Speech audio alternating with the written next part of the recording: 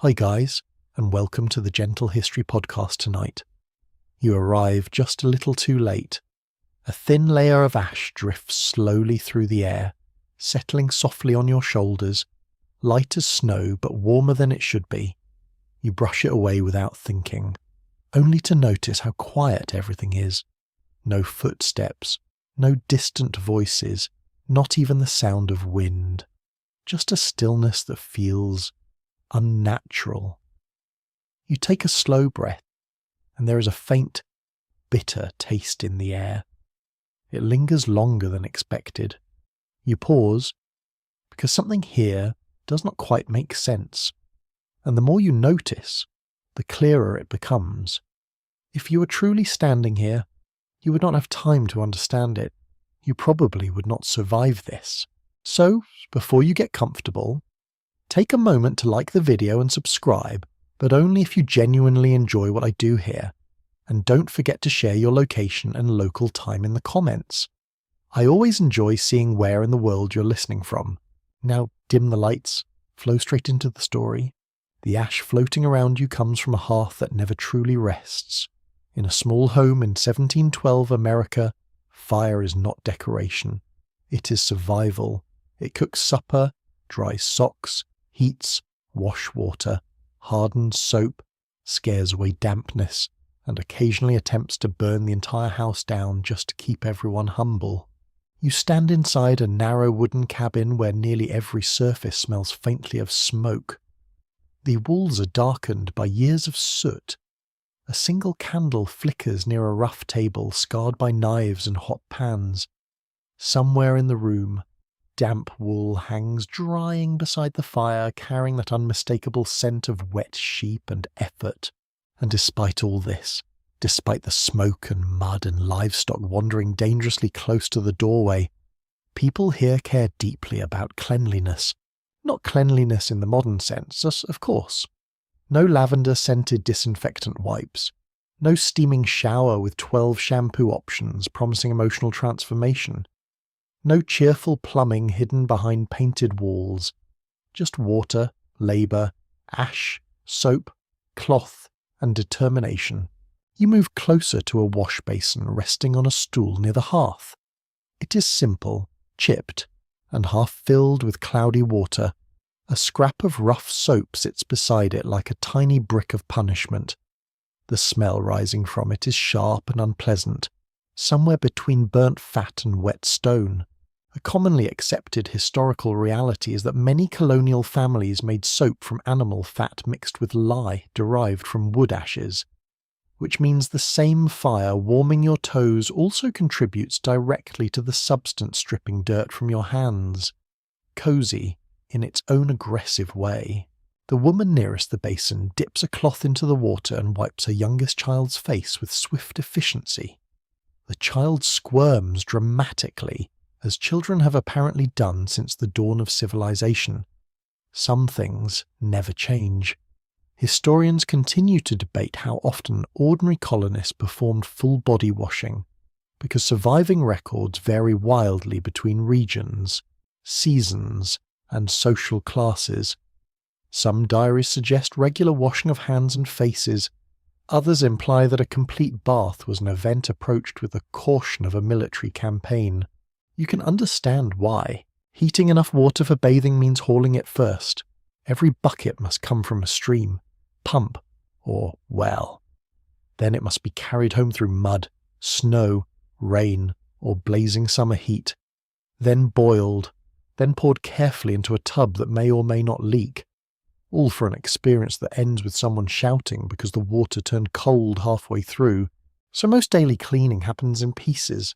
Hands first, faces second, sometimes feet. Important areas receive attention with cloths and small amounts of water. Linen undergarments are changed and washed whenever possible, because people in this era often believe clean linen pulls impurities away from the body.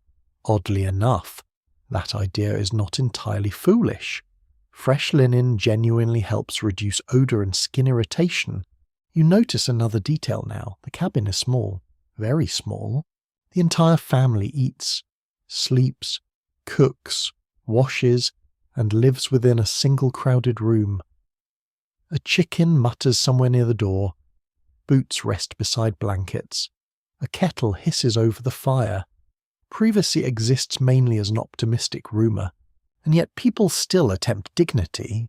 A man entering from outdoors stamps mud from his shoes before stepping fully inside.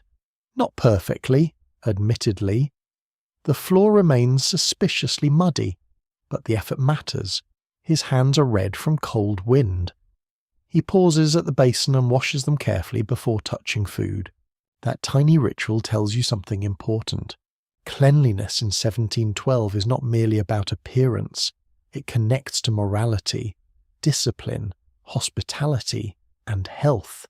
Even if medical understanding remains uncertain, many colonists believe foul smells themselves spread illness. If a room stinks too badly, people grow uneasy. Air must move. Bedding must dry. Waste must leave the house quickly. Unfortunately, small homes make this difficult. The fireplace smoke drifts unpredictably. Chamber pots wait under beds. Wet clothing hangs indoors through winter. Animals wander nearby. Children track dirt onto everything with a supernatural efficiency known only to exhausted parents. And then there are the fleas. You do not see them immediately. That is the troubling part. But they exist. Quietly. Patiently. Somewhere in the blankets and floor cracks. Tiny creatures prepare to ruin everyone's evening. One lesser-known colonial belief claims placing certain herbs inside bedding could discourage insects and sickness. Mint, lavender, rosemary, and wormwood appear in household practices across parts of early America and Europe. Whether they worked especially well is another matter entirely. Still, a mattress smelling faintly of herbs probably felt preferable to one smelling entirely of humanity. The woman at the hearth now lifts the wash basin slightly, inspecting the water with visible disappointment. It has already turned grey from only a few uses, yet water cannot simply be thrown away carelessly. Every drop represents labour. Outside, dusk settles over the settlement. Smoke rises from neighbouring cabins in thin, twisting lines, somewhere far off. A dog barks once, then gives up on ambition for the evening. Inside, the family continues small rituals of care. A child's ears are cleaned with a cloth corner, mud is scraped from trouser hems, hands are checked before supper. A comb passes slowly through tangled hair beside candlelight. None of it looks glamorous. Nobody here glows with impossible cinematic beauty while carrying a bucket in perfect lighting. Everyone appears tired, slightly smoky, mildly irritated by weather, and strangely human. You begin realizing that cleanliness here is not about perfection. It is about pushing back against disorder one small act at a time. A wiped table, fresh straw, washed hands, dry stockings, tiny victories against mud, sickness, insects, smoke, and the relentless reality of living without plumbing. The fire crackles lower as evening deepens. Ash settles softly again across the stones of the hearth, and beside the wash basin, someone quietly starts preparing for tomorrow's water hauling already. Morning arrives quietly, though not gently. The fire has burned low during the night, leaving behind glowing coals buried beneath pale ash. The room feels colder now. Not dangerously cold, perhaps, but enough that you immediately understand why nobody in this cabin enjoys leaving blankets voluntarily. A child near the wall groans softly and disappears deeper beneath rough wool coverings, with the commitment of someone avoiding taxes. But water still needs carrying. That fact waits patiently for no one. You step outside into the weak grey light of dawn, where the earth is damp beneath your boots and the air smells of wood smoke drifting between cabins. The settlement stirs slowly awake. A rooster calls somewhere nearby with the confidence of a creature contributing absolutely nothing to the labour ahead. The woman from the cabin emerges carrying 2 empty wooden buckets balanced carefully against her skirt. Beside her walks an older daughter, still half asleep, rubbing at one eye while trying not to spill anything before they have even reached the well. This, too, is part of growing up in 1712 America. Childhood includes chores almost immediately. By the time a child can carry water without falling directly into the mud, society has plans for them. The path toward the well is uneven and slick from recent rain. You notice how every step requires attention. Water hauling sounds simple when described quickly in history books. People carried water. Very straightforward. Elegant little sentence. What the sentence fails to mention is that carrying heavy buckets several times a day slowly transforms your back, shoulders, hands, and patience. A well used by several families stands near the centre of the settlement. Around it, morning life unfolds in tired silence. Men stretch stiff arms before work.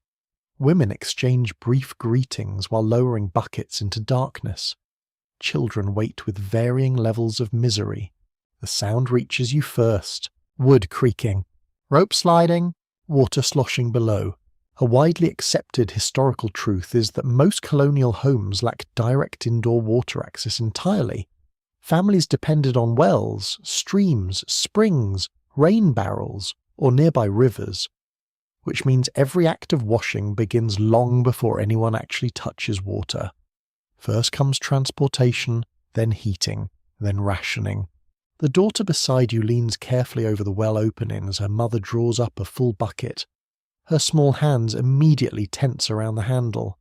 Water is astonishingly heavy when you must carry it uphill before breakfast. You begin to understand why people here think carefully before using too much. A modern shower can quietly consume gallons upon gallons while someone debates life choices under hot steam for 20 minutes. Here, every cup has weight attached to it. Every basin of wash water represents effort. The return journey feels longer somehow. Cold water slaps against bucket edges with each step. Some spills onto shoes and hems. Nobody seems surprised. You suspect colonial life includes accepting a permanent state of slight dampness. Back inside the cabin, the water is poured into iron kettles suspended above the fire. Steam will take time. Everything takes time here. That may be one of the greatest hidden differences between your world and theirs. Nearly every task unfolds slowly enough to notice. While waiting, the family begins smaller cleaning rituals. Hands are rubbed with damp cloths. Eyes washed carefully. A boy scrapes dirt from beneath his nails using a small sliver of wood. Near the hearth, someone shakes crumbs and dust from blankets before folding them away from the sleeping area, and still the smoke hangs in the air. You feel it settle into clothing almost immediately. Your hair smells faintly charred already. Colonists themselves sometimes complained about smoky interiors, though fireplaces remained essential.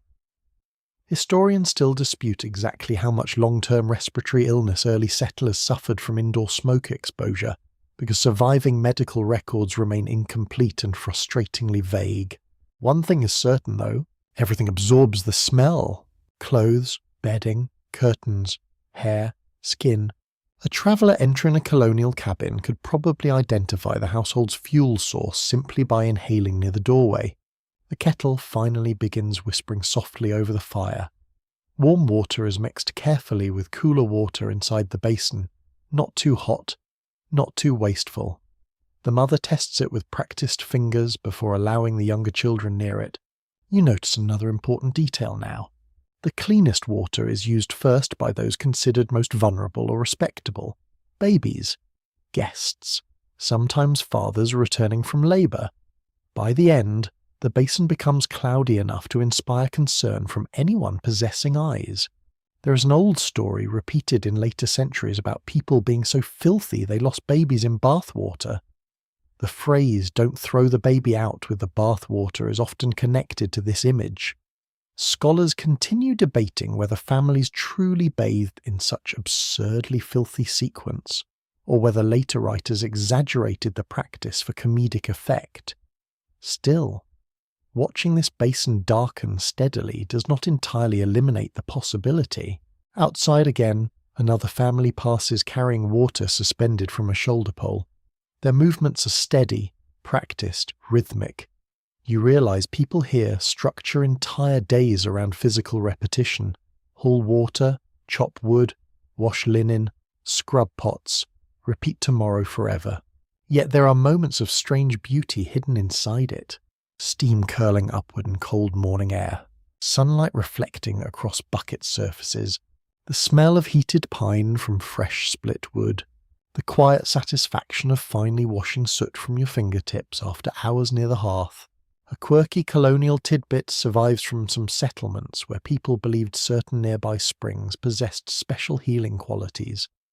Mineral water was occasionally collected not only for drinking, but for washing wounds or easing skin irritation. Whether the spring genuinely healed anyone or merely provided cleaner water than the local swamp is another matter entirely.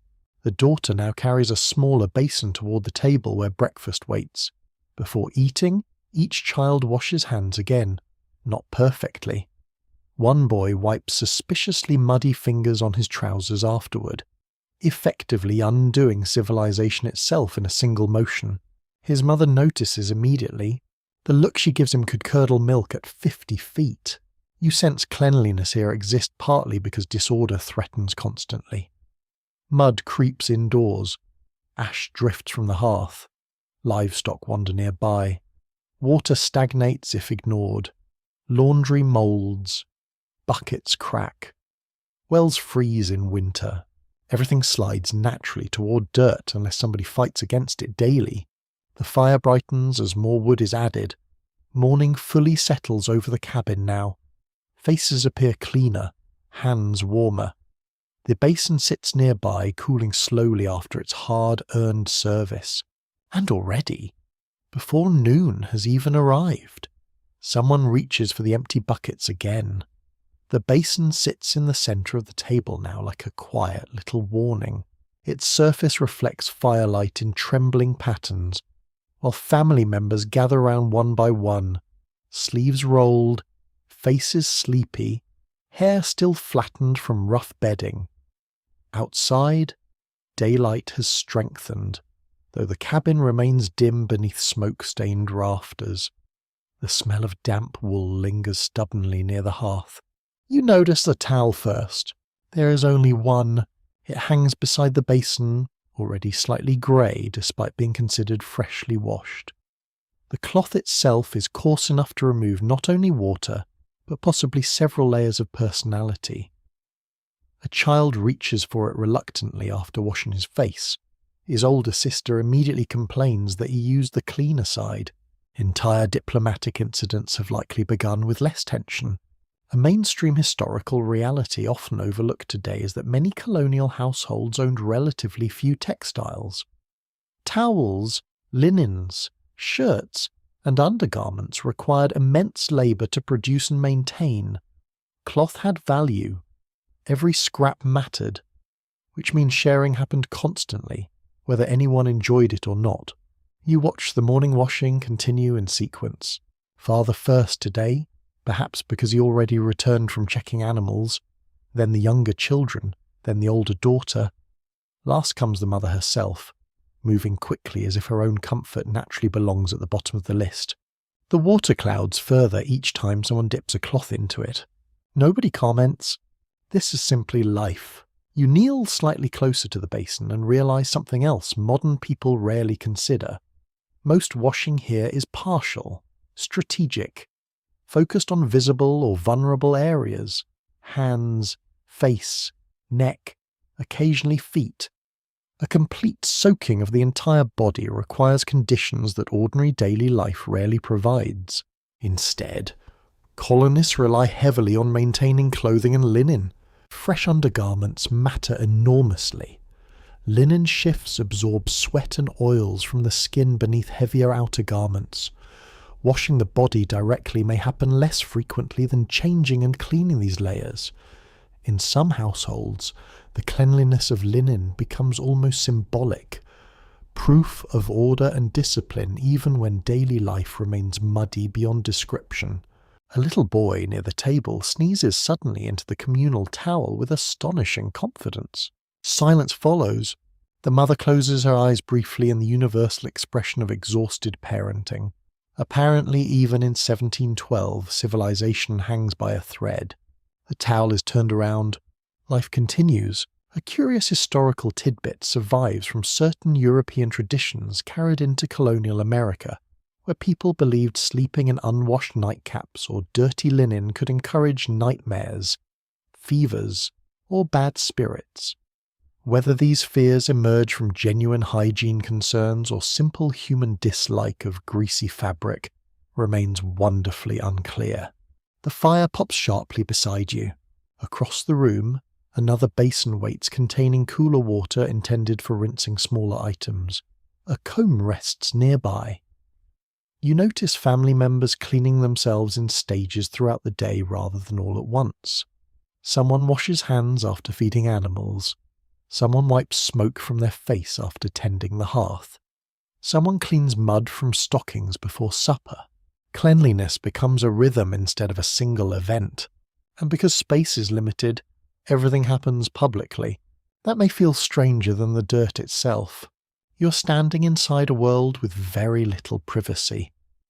Bodies exist openly here in practical ways modern life often disguises. Children are washed beside the fire while adults continue cooking nearby.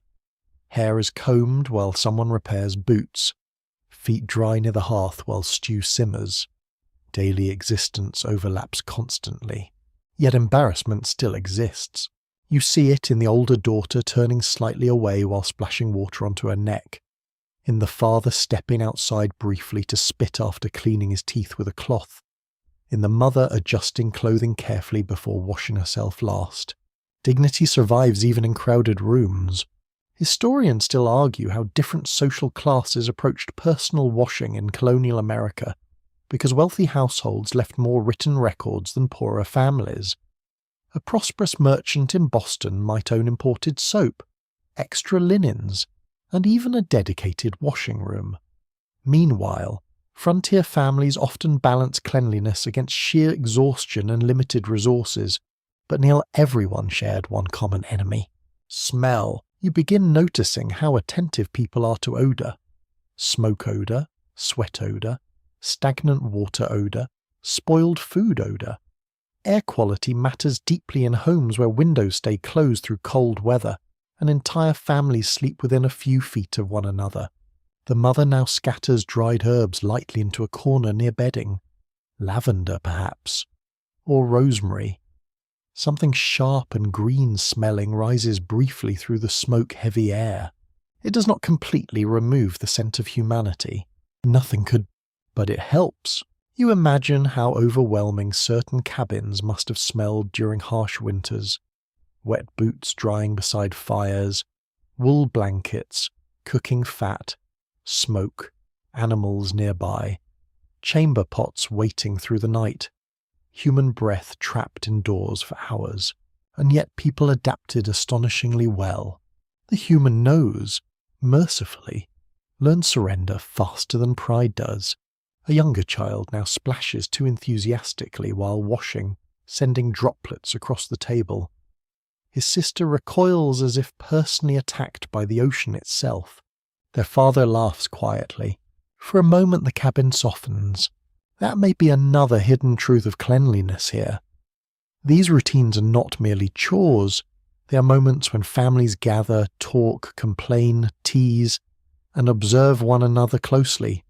A scraped hand is noticed, a feverish forehead discovered, tangled hair untangled patiently by candlelight. Care hides inside ordinary acts. Near the doorway, boots continue drying beside the hearth. You remember yesterday's water hauling already, the aching shoulders and muddy path. Every clean face in this room required labour long before dawn arrived. And tomorrow the entire process begins again. The basin water has turned completely grey now. Finally, someone lifts it carefully and carries it outdoors for disposal. You follow through the doorway into cool afternoon air. The dirty water splashes onto earth beside the cabin, disappearing into mud already marked by footprints and wagon tracks. Nothing here remains spotless for long. Dirt returns patiently, endlessly, confidently. Still, the family keeps washing, inside again. The towel hangs drying near the fire. Smoke curls lazily upward toward blackened beams overhead. A comb passes slowly through a child's hair while supper preparations quietly begin. And in the warm flicker of the hearth, surrounded by damp cloths and crowded breathing and the smell of soap made from ash, cleanliness feels less like perfection and more like an act of stubborn hope. The smell reaches you before the soap itself comes fully into view, sharp, bitter, fatty, almost metallic beneath the heavier scent of smoke drifting through the cabin.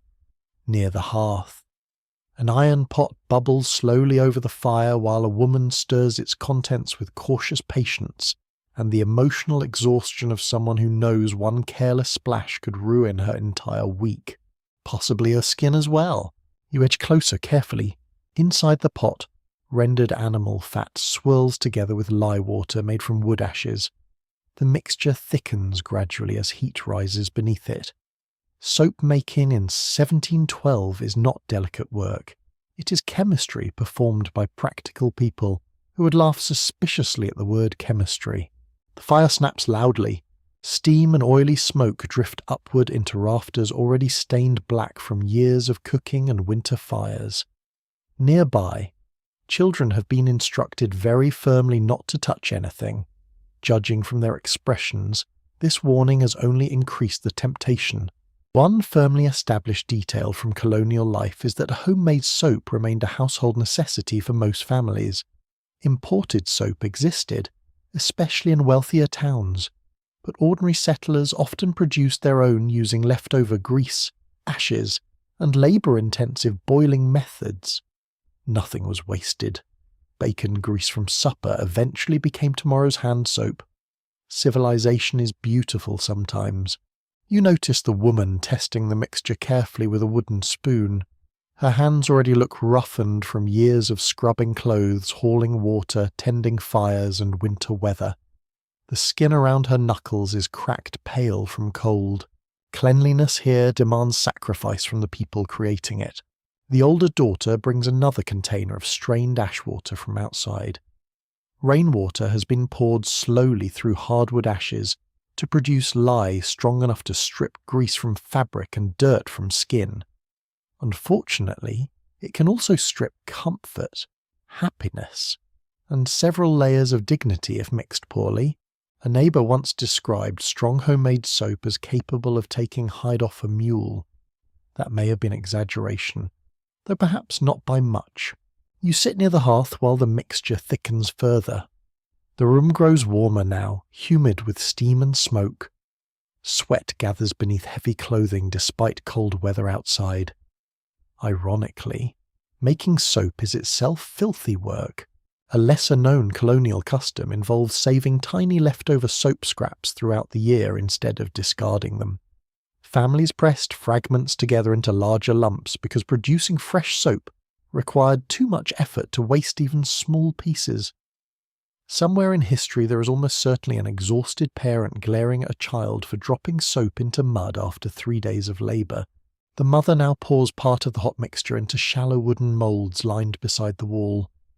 The surface gleams strangely in candlelight, pale and soft before hardening. It looks deeply unappetizing. You are relieved nobody mistakes it for pudding. Across the room, conversation drifts quietly between adults. They speak about weather, livestock, shortages, and another nearby family rumoured to keep a poorly maintained house.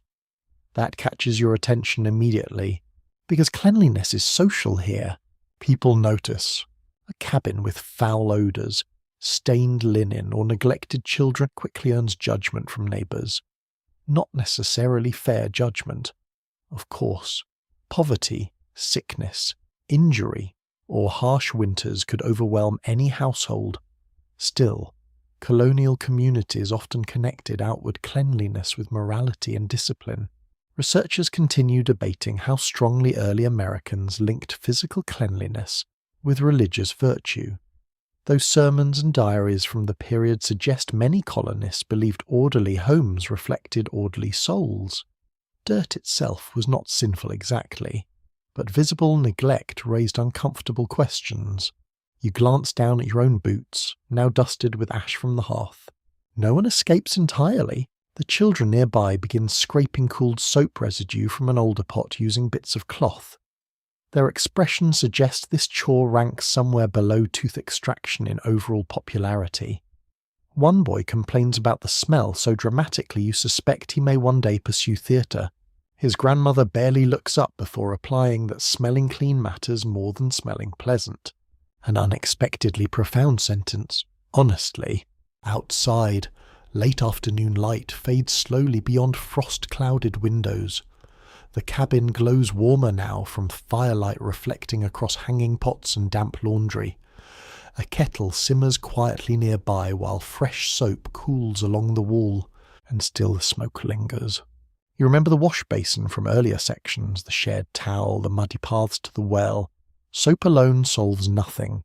It simply gives families another weapon against endless dirt. One colonial recipe recommends adding rosemary scissors as lavender, or citrus peel to soap for improved scent. Another surviving folk recipe from rural settlements includes adding sand for extra scrubbing power. Imagine surviving winter in 1712 only to exfoliate accidentally with gravel. The older daughter now slices hardened pieces from an earlier batch stacked near the shelf. The bars are uneven and rough-edged, their surfaces pale brown and chalky white. Nothing about them resembles modern soap shaped like seashells or mountain waterfalls or emotional healing retreats. These are tools, harsh ones. Still, the family treats them carefully. One piece is reserved for laundry, another for hand washing. Smaller scraps are tucked away inside cloth pouches to keep insects away from stored linen. Whether this actually worked remains uncertain, though strongly scented soap probably discouraged at least a few tiny invaders. The father enters again from outdoors carrying cold air and the scent of damp earth with him.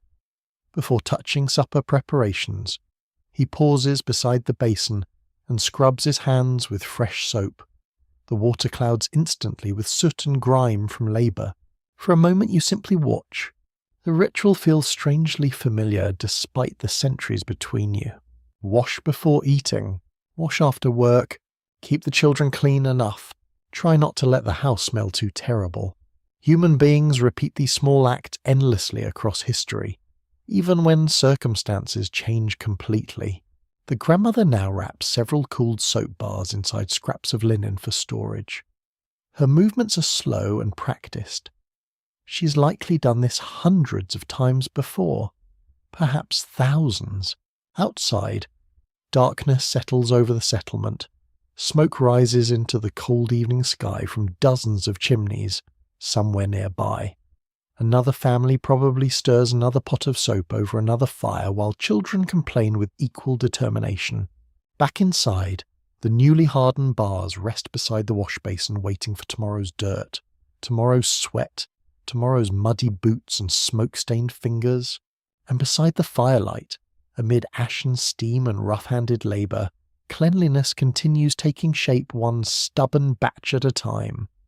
Laundry Day begins before sunrise because Laundry Day appears to hold a personal grudge against humanity. You wake to the sound of heavy fabric hitting wood. Thwack! Then again. Thwack! Outside the cabin, mist hangs low over damp grass while the settlement slowly brightens beneath pale morning light. Near a steaming iron kettle, two women stand beside large wooden tubs already filled with water hauled painfully from the well. The fire beneath the kettles burns hot and constant. Today is dedicated almost entirely to washing clothing, linen, blankets, and whatever scraps of dignity survive the process. The smell surrounding the work area is unforgettable. Wet cloth, wood smoke, hot lye soap, mud, steam, And underneath it all, the sour scent of garments worn through labour, weather, and long weeks beside smoky hearths. A deeply practical truth of colonial life is that laundry demanded enormous physical effort. Washing clothes by hand involves soaking, boiling, scrubbing, wringing, beating fabric clean, rinsing repeatedly, and finally drying everything before mildew or weather ruined the entire operation. For many households, washing occupied a full day or longer. You understand immediately why people owned fewer clothes. Every shirt represented future suffering.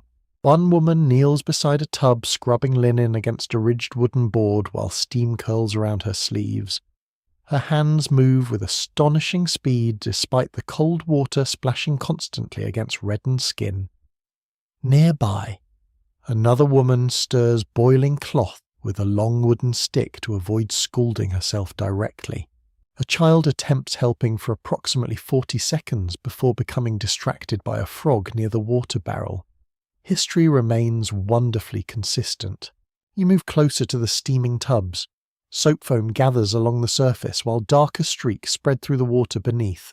Shirts stained with sweat, ash, grease, and dirt soak heavily in the mixture. The fabric itself matters enormously. Linen undergarments wash more easily than wool outer garments. Wool resists constant cleaning because harsh washing can shrink or damage it badly. So colonists often rely on inner linen layers to absorb sweat and body oils beneath heavier clothing. The strategy makes sense once you witness the labour involved. A surviving household account from the early colonial period described wash day as the fiercest work of the week. Honestly, after watching someone wrestle a soaked wool blanket the size of a horse through freezing water before breakfast, that description feels restrained. One peculiar laundering custom from parts of Europe carried into colonial America involved spreading washed linen across grass in sunlight to brighten the fabric naturally. Dew, sunlight, and repeated wetting supposedly whitened cloth over time. Scholars remain uncertain how effective this method truly was, though at minimum it gave exhausted women an opportunity to glare at laundry outdoors instead of indoors. The fire crackles louder beneath the kettles. Someone adds another log. Steam thickens around you now, filling the morning air with humid warmth despite cool weather. Wet sleeves cling uncomfortably to arms.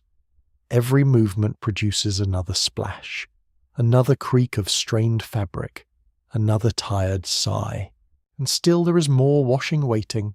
Stockings, caps, aprons, children's shirts, table linens, bandages, blankets. You begin realizing laundry here never fully ends. There is no magical moment when every cloth object becomes permanently clean. Dirt simply pauses briefly before returning. One older woman now lifts dripping fabric from boiling water using the wooden stick. She twists the cloth hard between practiced hands while another woman prepares fresh rinse water nearby. Their conversation continues calmly through the work, drifting between gossip, weather predictions, livestock concerns, and complaints about stubborn stains. A grease mark on linen receives nearly as much discussion as local politics. That may sound amusing now, but stained clothing carried social consequences. Clean garments suggested order, effort, and reliability. Torn or filthy linen could invite judgment from neighbours, employers, church members, or potential marriage prospects. No pressure, naturally. You notice younger girls learning constantly through observation. One watches how soap is measured carefully to avoid waste. Another learns proper wringing technique. Another folds dried cloth beside the fire indoors where warmth may finish the process before evening dampness returns. Education here often happens through repetition rather than formal instruction. Watch, carry, scrub, repeat. A scholarly disagreement still lingers among historians concerning how frequently poorer families fully washed bulky items like blankets and winter clothing. Some evidence suggests many heavy fabrics were aired outdoors and brushed clean more often than completely washed because hauling sufficient water proved too difficult. which honestly feels understandable after seeing one soaked blanket nearly pull a woman sideways into the mud. Nearby, two boys have discovered the universal childhood truth that adults distracted by chores are easier to escape from.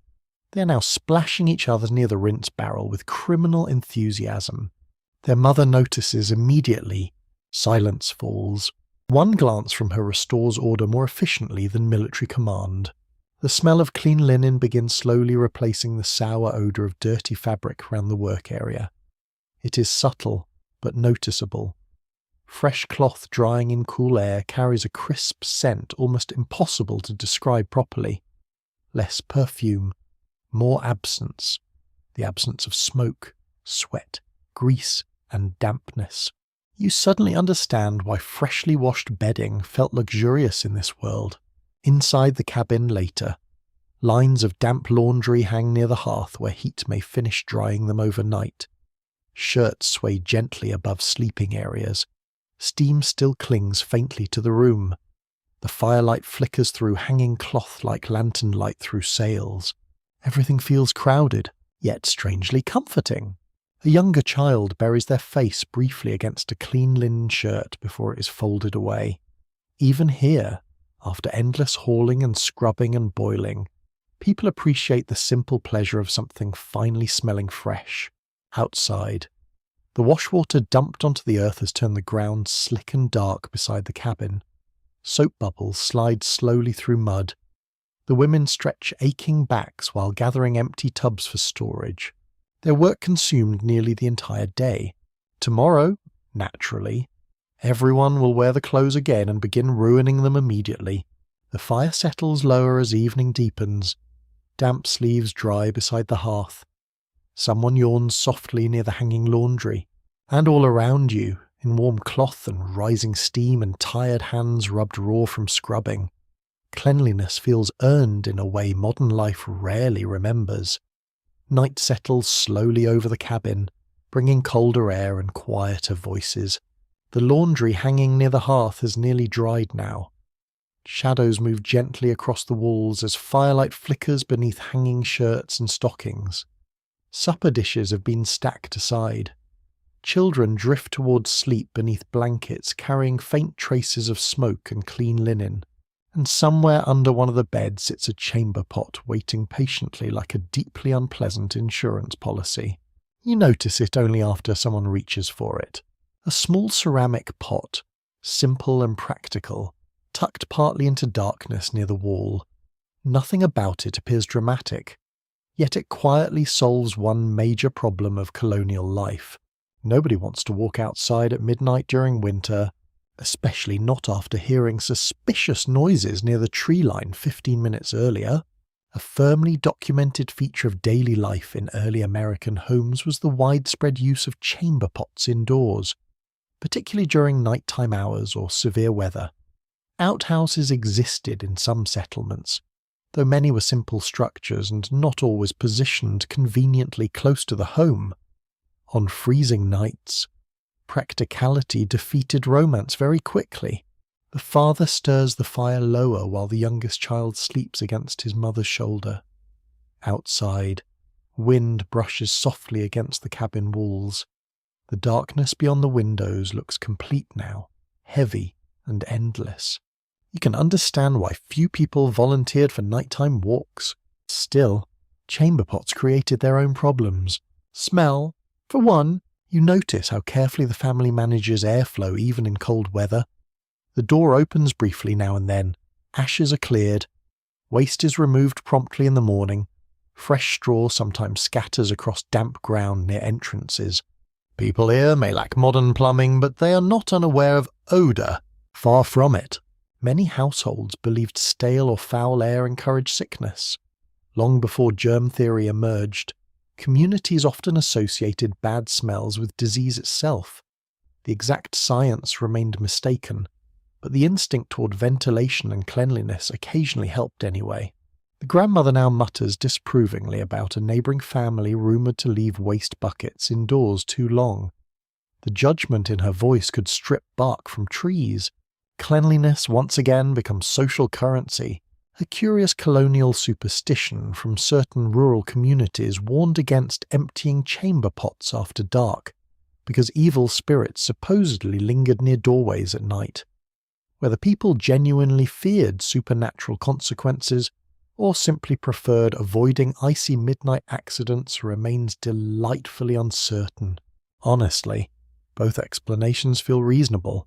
The older daughter now carries a small lantern while stepping briefly outside toward the privy behind the cabin. You follow at a respectful distance through cold night air sharp enough to sting your lungs. The path is narrow and muddy even in darkness. Frost glimmers faintly along grass edges. Somewhere nearby, insects hum softly beyond the firelit clearing. The outhouse itself stands small and crooked beside a fence line. Not picturesque, not charming. No inspirational paintings exist titled Peaceful Colonial Privy at Moonrise. Inside, the smell hits immediately. Strong, earthy, sharp enough to command respect. You realise something important very quickly. Sanitation in 1712 depends heavily on distance, weather, soil, and luck. Waste disposal systems vary widely between settlements and households. Some families dig pits, others maintain crude privies in crowded towns. Conditions occasionally become far worse. Researchers still debate how effectively early colonial settlements managed long-term sanitation, because surviving descriptions vary enormously. Some travellers described surprisingly orderly communities. Others wrote about streets and yards that smelled like failed optimism. Back inside the cabin, warmth folds around you again after the freezing darkness outdoors. The contrast feels enormous. The family prepares gradually for sleep while embers glow softer beneath the hearth. You notice how bedtime itself includes cleaning rituals, hands washed, faces wiped, feet checked for mud before entering blankets. The chamber pot positioned carefully for elderly family members and children. Even here, with limited resources and constant labour, people continue trying to preserve order inside crowded spaces. A little boy now refuses dramatically to use the chamber pot before bed, insisting instead that he is not needing it.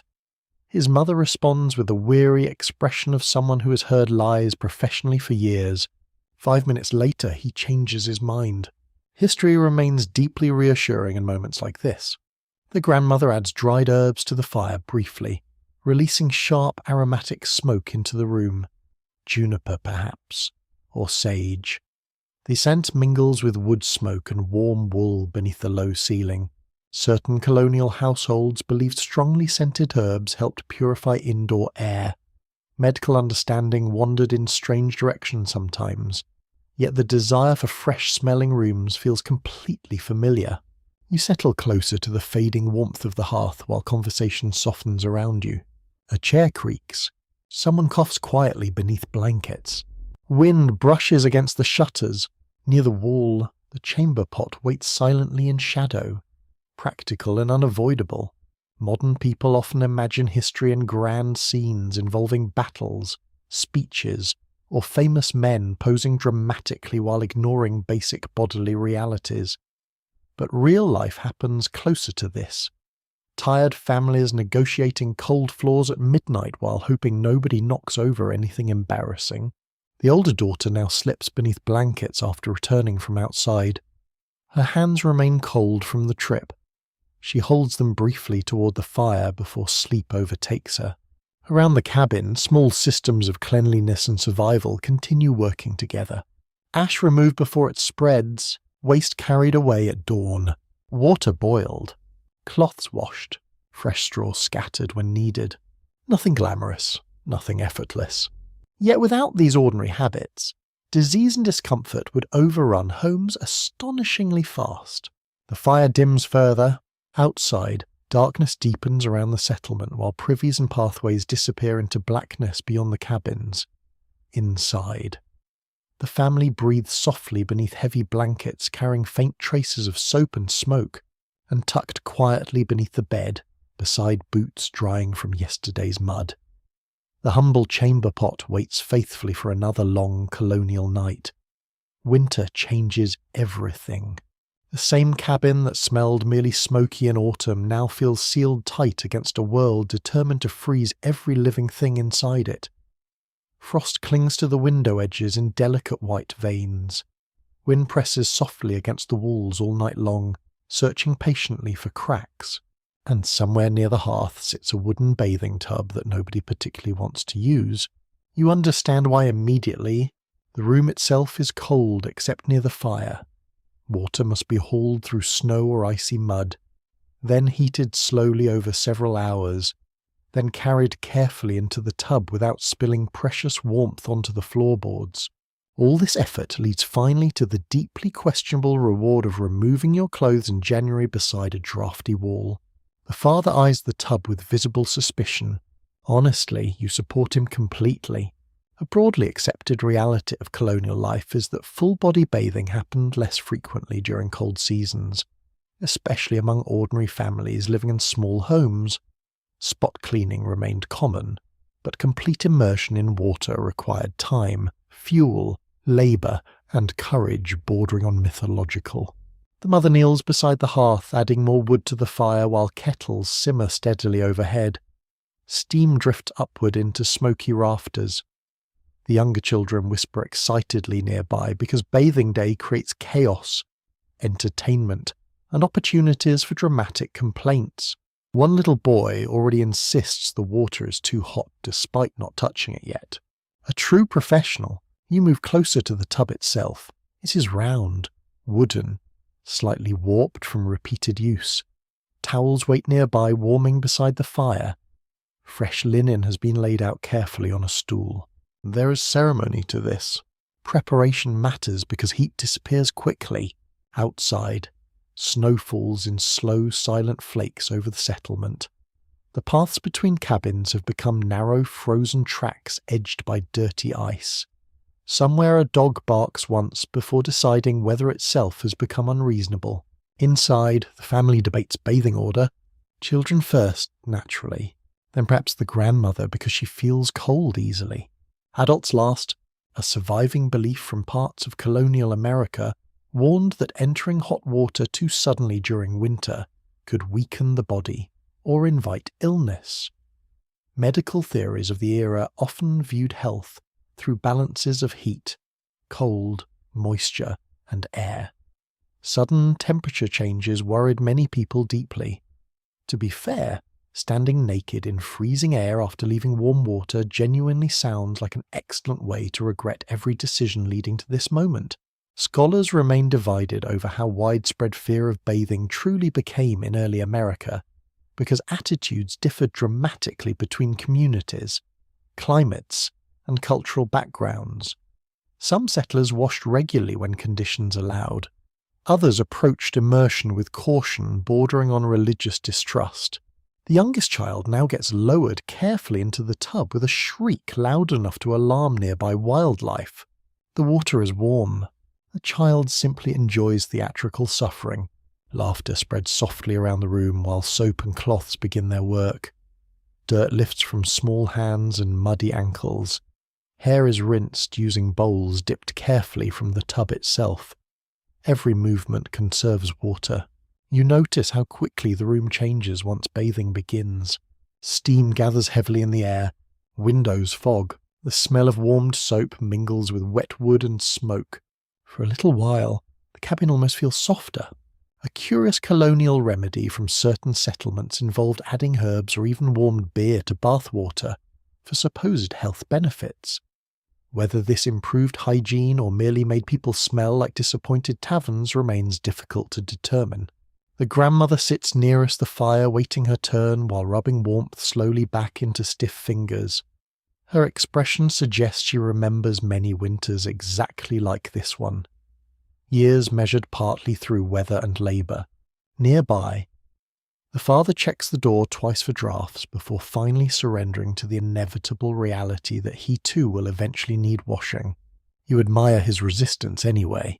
The second child now occupies the tub while the first gets dried vigorously beside the hearth. Towels move quickly because nobody wants damp skin exposed long in winter air. Fresh linen replaces smoky garments. Small feet are inspected for sores or cracks caused by cold weather. Bathing serves health as much as cleanliness. You begin noticing how many colonial routines combine both purposes. Washing removes dirt, yes, but it also reveals injuries, rashes, fevers, insect bites, and signs of illness before they worsen. The fire pops sharply. Someone adds another kettle of hot water. Outside, snow continues falling across rooftops and frozen fences while darkness slowly approaches. Inside the cabin, steam glows gold in candlelight. Researchers still debate whether ordinary colonists viewed winter bathing as refreshing, dangerous, or merely exhausting. The answer was probably all three, depending entirely on how cold the room became halfway through. The father finally approaches the tub with the solemn expression of a man reporting reluctantly for battle. The children find this hilarious. He mutters something about streams being easier in summer. No one disagrees. A practical truth emerges very clearly now. Cleanliness during winter depends heavily on compromise. Full baths happen when possible, but daily survival takes priority. People wash faces near the hearth. They change linen. They scrub hands repeatedly. They dry clothing carefully. They air bedding whenever sunlight appears. Perfection simply does not exist here, yet effort absolutely does. The mother now pours the final bowl of warm water slowly through her daughter's hair, while steam curls upward around them both. The room smells cleaner somehow, despite the lingering smoke. Softer, too. Outside, the wind rises briefly against the cabin walls.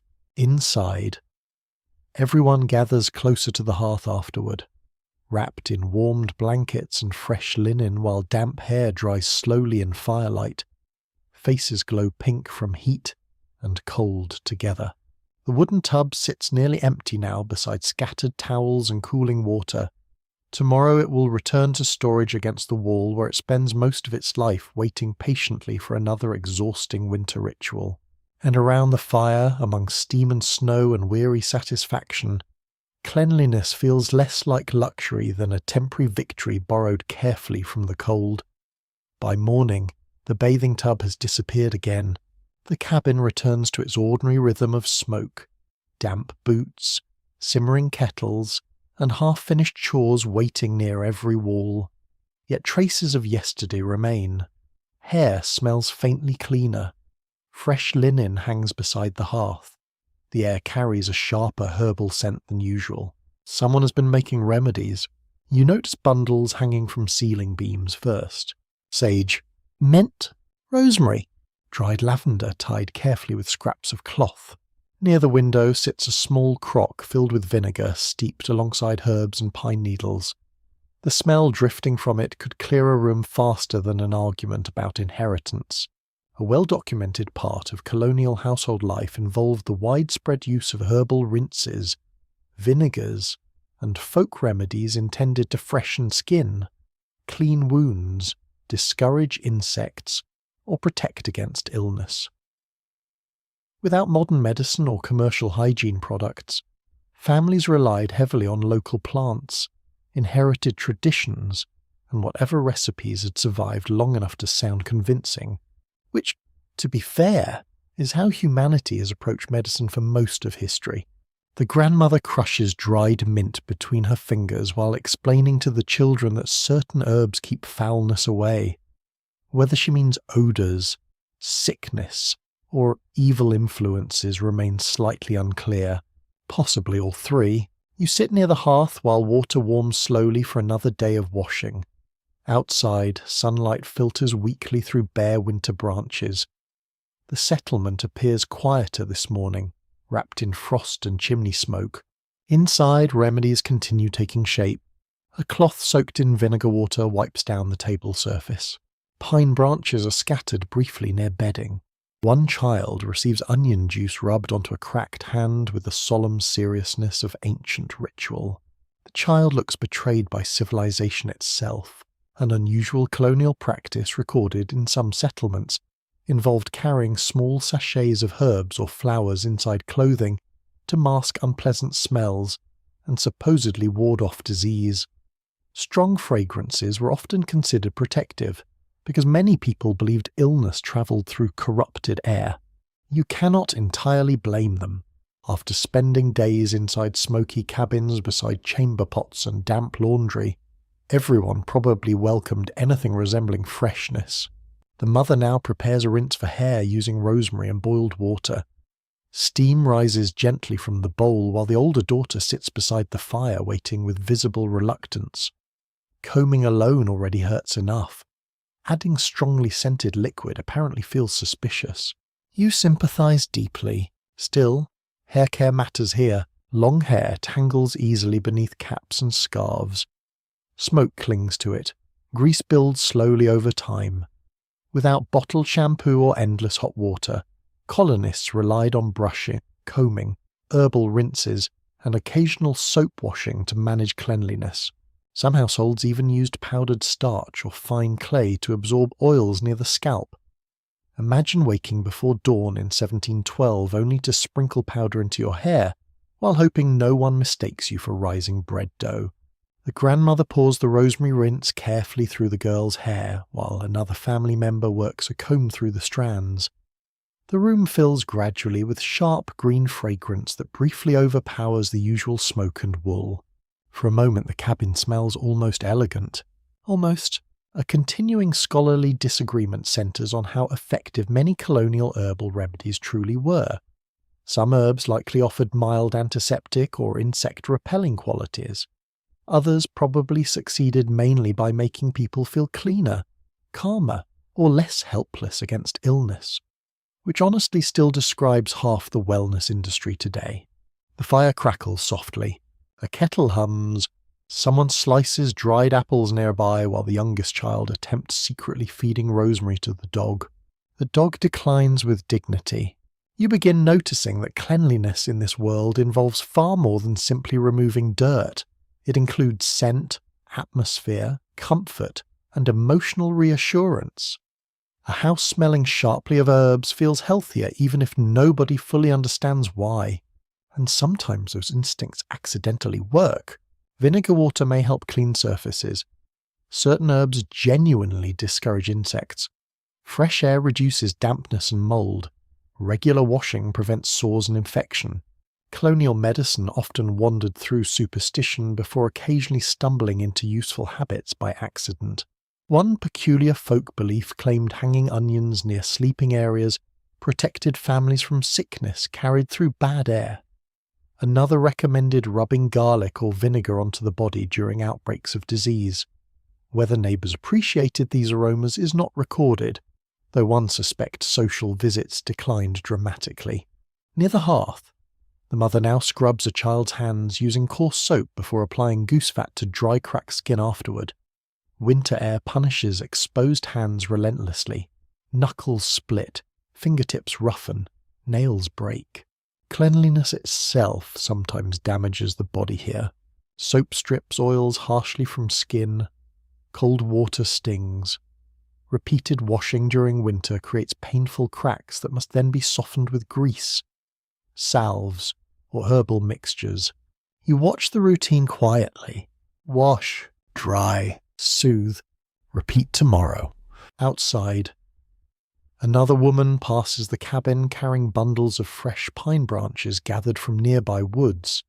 Their scent drifts briefly through the open doorway, cold and resinous and alive. The grandmother smiles approvingly. Pine appears often in colonial cleaning traditions. Needles freshen rooms. Boiled pine water serves in washes. Branches scatter across floors or sleeping areas for scent and softness. The cabin itself feels calmer now beneath these mingling smells. Smoke still dominates, naturally. Nothing truly defeats fireplace smoke. Yet rosemary, pine, vinegar, soap, and drying herbs weave gentler notes through the air. You realize how deeply people here crave freshness. Not luxury, not perfection, just relief from dampness, odour, sickness, and confinement. The older daughter finishes combing out her hair at last and moves closer to the fire to dry it fully. Sunlight catches briefly across cleaner strands while steam rises from the rinse bowl nearby. The day continues around you with its endless hauling and cooking and tending, But these smaller acts matter too. The crushed herbs, the rinses, the vinegar cloths, the stubborn attempts to keep homes feeling livable through long seasons of smoke and mud, and in the soft warmth beside the hearth, among rosemary steam and pine-scented air, cleanliness begins smelling almost like comfort itself. The cabin stays clean for approximately 4 minutes. Then the children come back inside. Mud arrives first, clinging proudly to boots and hems after a morning spent outdoors near the animals. One boy carries half the yard across the floorboards with him. Another smells faintly of pond water and poor judgment. The youngest has somehow collected straw in places straw should never reasonably reach. The mother stares silently at the floor. You can almost hear her soul leaving her body. A deeply familiar reality for families in 1712 is that children generate endless dirt regardless of century, continent, or available technology. Small homes filled with active children required constant cleaning simply to remain manageable. Floors needed sweeping, clothing needed patching and washing. Faces required wiping every several minutes like unreliable windows during rainstorms. And still the mess returned. You sit near the doorway while the children line up reluctantly beside the wash basin. The room smells of damp earth now mixed with smoke and stew simmering over the fire. Outside, afternoon sunlight glows pale across muddy paths between cabins. Inside, civilization struggles bravely onward. One child has black streaks across both cheeks from climbing near the chimney stack outdoors. Another appears suspiciously sticky. Nobody wants to explain why. The mother dips a cloth into warm water and begins scrubbing faces one by one with calm efficiency sharpened by exhaustion. The younger children squirm dramatically as though touched by fire itself. A commonly accepted detail from colonial family life is that children often wore simpler, sturdier clothing intended to survive rough use and repeated mending. Fancy garments existed for wealthier families and formal occasions, but ordinary children spent much of daily life climbing, hauling, feeding animals, gathering wood, and becoming filthy with astonishing dedication. You notice how practical everyone becomes about it. No parent here expects children to remain spotless. That dream died centuries ago. Instead, families focus on keeping dirt manageable before it turns dangerous. Mud near wounds invites infection. Damp clothing chills the body. Unwashed hands spread sickness quickly in crowded homes. So washing happens constantly in small bursts. Hands before meals, faces before bed, feet checked after outdoor work, hair combed for tangles and insects. The older daughter now kneels near the hearth, cleaning her younger brother's stockings while he protests that they are not even dirty. The stockings themselves could probably qualify as agricultural land at this point. She ignores him completely.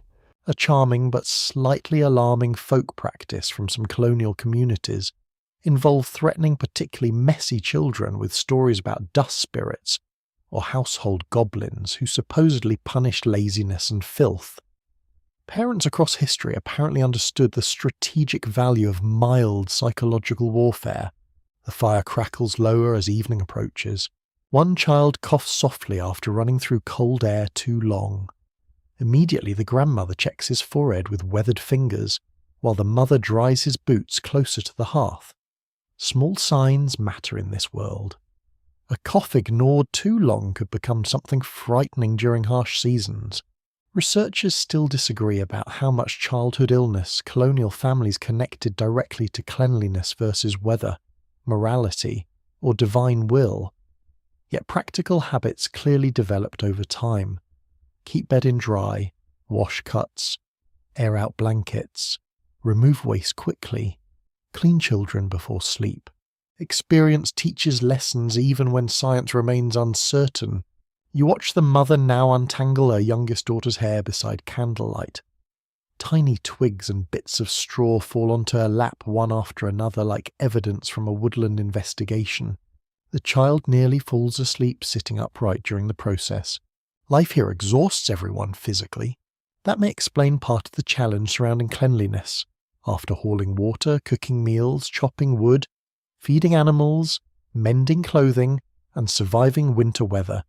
Many families simply lack energy for endless scrubbing, yet they try anyway, because disorder spreads quickly in cramped homes.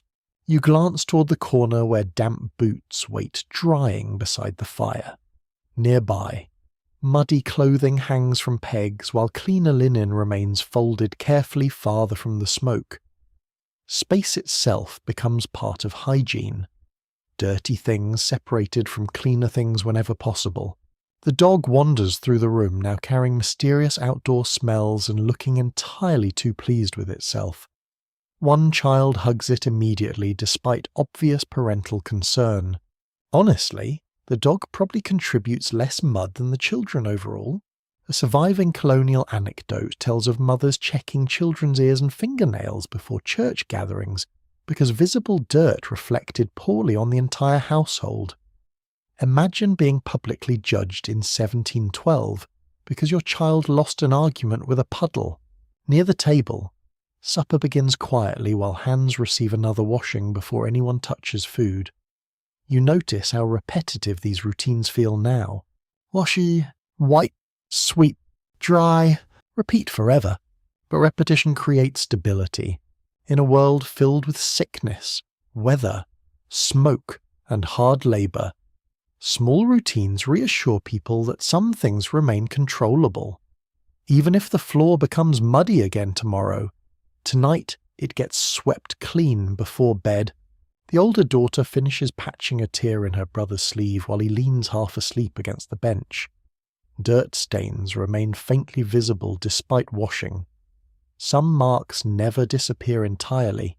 The mother does not seem bothered by that.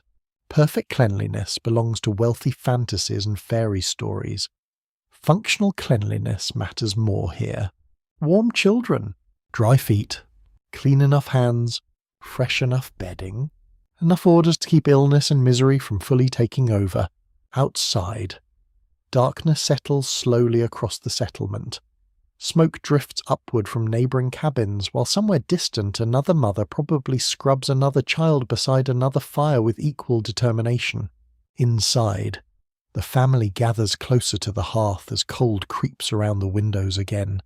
Faces cleaned at last glow softly in firelight. Damp mittens steam gently near the flames.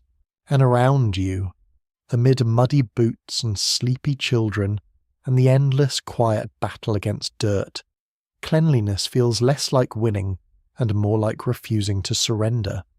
The comb rests beside the candle like a small wooden weapon. You suspect, correctly, that it has already caused pain today. Near the hearth, the older daughter sits on a stool while her mother works slowly through tangles gathered from days of smoke. Wool caps, wind, and ordinary labour. Firelight glows softly across dark strands of hair, while steam from the evening kettle curls toward the ceiling. The daughter braces herself. A wise decision. Hair care in 1712 America requires patience, endurance, and a willingness to pretend combing does not hurt nearly as much as it obviously does. You settle nearby while the room fills with familiar sounds, crackling wood, quiet conversation, the scrape of a comb through thick hair. Outside, wind drifts softly across the cabin walls while darkness settles over the settlement. The smell here is layered now. Smoke, soap, warm wool, and faintly beneath it all, animal fat from the homemade pomade sitting near the hearth. An established fact from colonial daily life is that regular hairbrushing and combing were considered important for cleanliness and appearance, especially because washing hair fully happened less often than modern people might expect. Water was laborious to prepare. Soap could dry the scalp harshly, and cold weather made wet hair deeply unpleasant during winter months. So instead, people brushed. A lot. The mother now divides the girl's hair carefully into sections before working the comb downward with slow determination. Tiny crackling sounds follow each pull through the strands. Nearby, a younger child watches with the fascinated horror usually reserved for battlefield medicine. You notice several combs laid out beside the candle. One wide-toothed, one finer, The finer comb carries an unspoken purpose everyone understands immediately, but nobody enjoys discussing.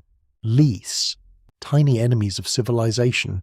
One surviving account from the colonial period described mothers spending evening hours carefully inspecting children's scalps by candlelight, while gossiping with neighbours. Personal grooming often became social time because the work itself consumed so many hours. The younger boy now groans dramatically when his turn approaches. His hair appears to contain approximately half the outdoors. The mother sighs with ancient maternal resignation. A rather unusual colonial trick involved dusting hair lightly with starch powder or finely ground herbs to absorb excess oils and improve scent between washings. Wealthier individuals sometimes used imported powders scented with lavender or citrus. Poorer families relied on simpler local ingredients.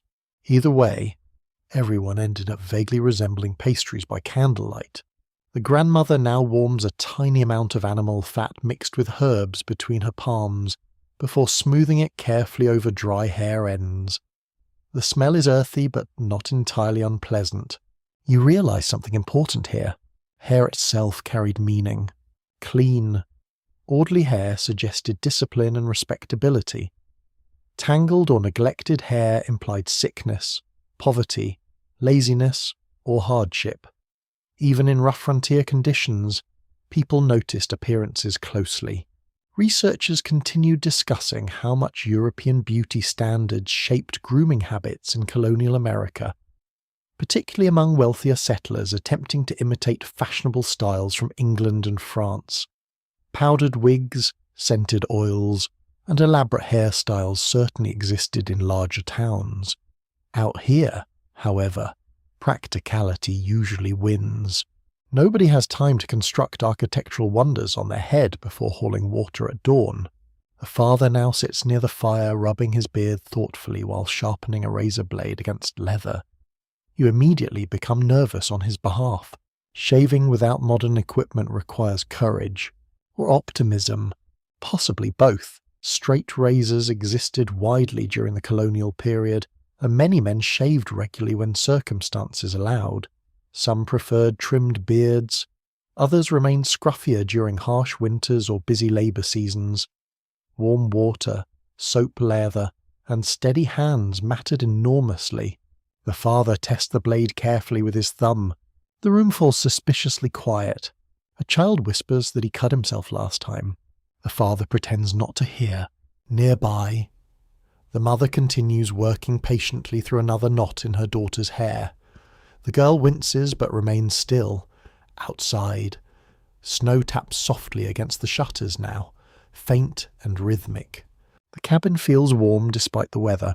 Not luxurious, not spotless, but alive. Another historical curiosity survives from certain colonial communities where burnt rosemary or lavender smoke was occasionally directed through hair and clothing to freshen them during winter months. Whether this actually improved cleanliness or simply added floral notes to existing smoke smells is wonderfully uncertain. You suspect the result depended heavily on optimism. The younger boy finally submits to combing with the tragic dignity of a condemned prisoner. His mother works quickly while inspecting behind his ears and along the scalp. Hair care and health remain closely connected here. Lice spread rapidly in crowded homes. Skin infections worsen unnoticed beneath tangled hair. Dirt accumulates around collars and caps, so grooming becomes another small defense against discomfort and illness. The comb catches sharply. The boy yelps. The grandmother mutters that vanity requires sacrifice. An alarming philosophy to teach children, honestly. The father begins shaving now beside a small bowl of warmed water balanced carefully near the fire. Steam rises around his face while the razor moves slowly across soap lather. Every stroke looks dangerous. One child watches with open fascination.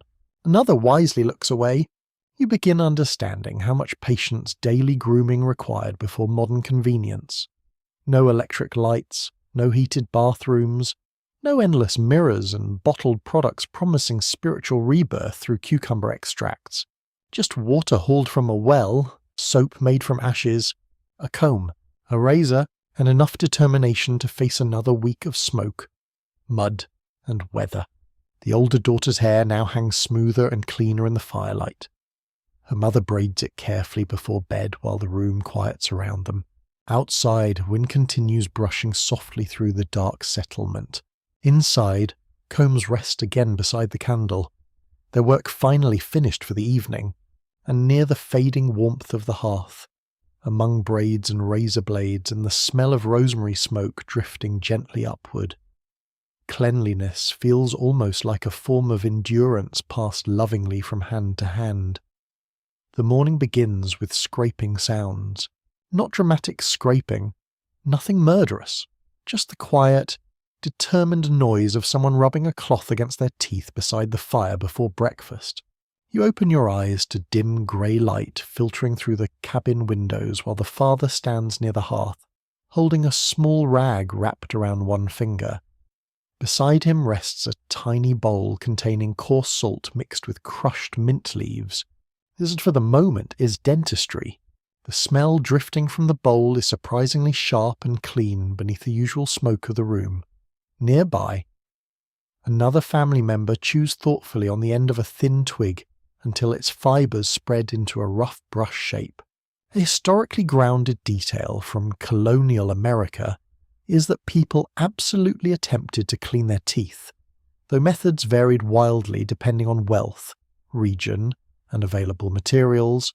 Cloth rubbing, salt, charcoal powders, herbs, crushed shells, and chewing sticks all appeared in different practices long before modern toothpaste tubes entered the world, promising mountain freshness and emotional fulfillment. The father spits carefully into the ashes near the fire. A child watches him with deep fascination, usually reserved for magic tricks. You settle closer to the warmth while the rest of the family wakes gradually around you. Someone yawns beneath blankets. Someone else stirs oatmeal near the hearth. Outside, cold rain taps steadily against the roof this morning, turning paths beyond the cabin into rivers of mud. Inside, tooth cleaning continues with varying degrees of enthusiasm. The older daughter rubs her teeth carefully with a linen cloth dipped into mint water. The younger boy attempts the same process for approximately 7 seconds before declaring himself finished forever. His mother strongly disagrees. You notice how practical everything feels here. There are no gleaming white smiles from advertisements, no mint-flavoured foams erupting dramatically into sinks. Just people trying very hard not to lose teeth before old age arrives. And honestly, that challenge is substantial. Sugar consumption in colonial America was lower than in many later periods, especially among poorer families, but dental problems still appeared frequently. Bread ground with rough millstones sometimes contained tiny bits of grit that slowly wore down teeth over time. Pipes stained mouths, illness-damaged gums. Infections could become dangerous frighteningly fast. One colonial diary described tooth pain as a misery fit to humble kings. After seeing the available treatment options, you completely agree. The grandmother now opens a small pouch containing tooth powder made from crushed charcoal, salt, and dried herbs. The smell resembles burnt mint wrapped in campfire smoke. A curious folk remedy from some colonial communities suggested rubbing sage leaves directly onto teeth to whiten them and strengthen gums. Other recipes included alarming ingredients such as powdered brick or burnt bread crusts. Human beings have always pursued beauty with astonishing recklessness. The grandmother dips her finger into the powder carefully before scrubbing her teeth with slow concentration. Black charcoal marks briefly darken her lips until she rinses them away with water from the basin. One child stares in horror. Another immediately wants to try it too. Researchers continue debating how effective many colonial dental cleaning methods truly were, because surviving evidence remains uneven. Some herbal or abrasive techniques likely removed debris reasonably well. Others probably damaged enamel over time. But the desire for clean mouths clearly existed across many communities. You realize that matters. People cared, not perfectly, not universally, but enough to create routines around it. Near the table, the mother now checks a younger child's mouth beside candlelight after hearing complaints about a sore tooth. Her expression tightens slightly. Tooth trouble in this era carries genuine danger. Without antibiotics or modern dentistry, infections sometimes worsen terribly. Extraction remained common once pain became unbearable. Barber surgeons, travelling healers, blacksmiths with questionable confidence, and ordinary family members occasionally pulled teeth using tools that absolutely do not belong near the human face. You are grateful beyond words for modern anaesthesia. The little boy finally opens his mouth wider while his mother inspects the problem carefully. A tiny swelling near the gum line earns worried silence from the adults. Immediately remedies begin appearing. Salt rinses, clove oil, warm cloths, herbal poultices. A respected medical belief of the colonial period held that maintaining oral cleanliness could help prevent bad humours or corruption inside the body. The scientific explanation wandered strangely, yet the connection between mouth health and overall health was not entirely wrong. The fire warms the room slowly while rain continues falling outdoors. Damp boots steam near the hearth. The smell of porridge mingles now with mint, charcoal, and wood smoke. You watch the father shave another thin twig for tooth cleaning before handing it to his son. The boy chews the end uncertainly until it frays into fibres. Primitive toothbrush achieved. He looks deeply unconvinced. A small but fascinating historical detail survives from wealthier colonial households, where imported toothpicks made from silver, bone, or quills occasionally appeared as status objects. Imagine possessing a fancy silver toothpick while your roof still leaked during storms. Humanity consistently chooses priorities in delightful ways. The older daughter laughs quietly after seeing charcoal smudged accidentally across her younger brother's chin. For a moment the room softens again into ordinary family teasing. Outside, rainwater drips steadily from the roof edges into muddy ground already crowded with footprints and wagon tracks. Inside, the family continues these small rituals of care before breakfast begins fully. Rinse it, scrub, spit, rinse again. No mirrors large enough for vanity, no bright bathroom lights, only the flicker of firelight against tired faces trying their best to stay healthy in a difficult world. The mother finally gives the younger boy a final rinse of warm salt water before wrapping him back into his blanket near the hearth. His sore tooth remains, but the tenderness in the room around him feels almost medicinal by itself, and beside the glowing coals, among mint leaves and charcoal powder and the soft scraping of cloth against teeth, cleanliness feels once again like an act of quiet persistence against discomfort, decay, and time itself. Something bites your ankle, not metaphorically, not emotionally. An actual living creature has chosen violence. You jerk slightly near the hearth while trying not to appear dramatic about it, but the truth becomes obvious quickly. The cabin may smell cleaner these days from rosemary rinses and fresh linen. Yet another population thrives quietly within the walls. Fleas, lice, bedbugs, mice scratching behind storage chests at night. Entire tiny civilizations of unwelcome roommates. The grandmother notices your expression immediately and nods with the calm resignation of someone who has spent decades losing arguments against insects. Nobody in 1712 wins completely. A plainly documented reality of colonial domestic life is that pests remained a constant problem, even in carefully maintained homes. Warm cabins filled with cloth, straw bedding, food scraps, animals, and human bodies created ideal conditions for insects and rodents, especially during winter months when everything crowded together indoors. The fire snaps softly while someone shakes blankets near the doorway. Tiny dust clouds drift through shafts of pale afternoon light. You notice how often bedding gets aired outside whenever weather permits. That is not accidental. Fresh air and sunlight serve as weapons. Limited ones, admittedly, but weapons all the same. The mother now lifts straw ticking from a mattress while inspecting seams carefully.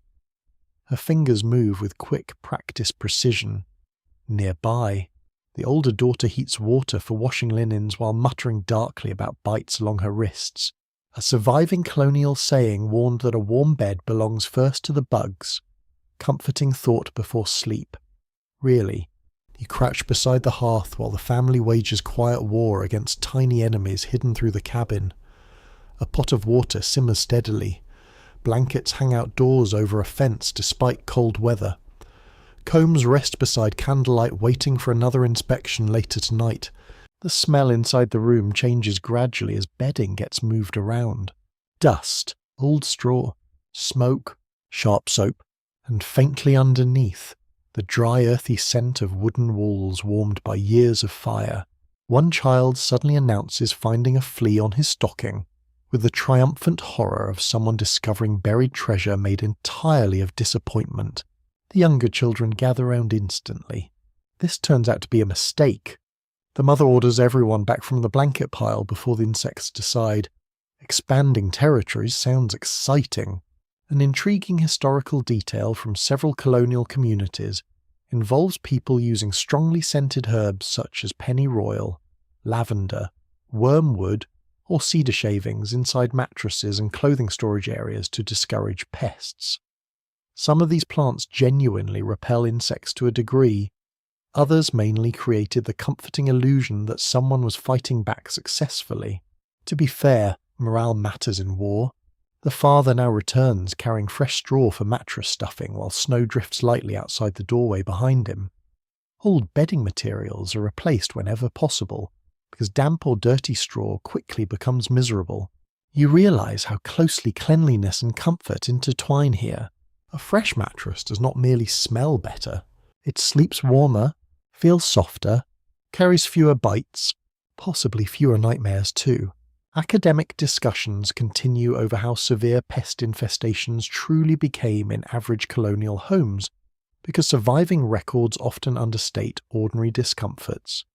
People rarely paused mid-diary entry to document every flea bite individually, probably because they would never finish writing anything else. The grandmother now sits beside the youngest child, inspecting hair carefully beneath candlelight. The fine-toothed comb from earlier returns to service. Tiny crackling sounds accompany each slow pass through the hair. The child sighs dramatically with each stroke. You suspect colonial parenting involves significant patience and occasional fantasies about running away into the forest permanently.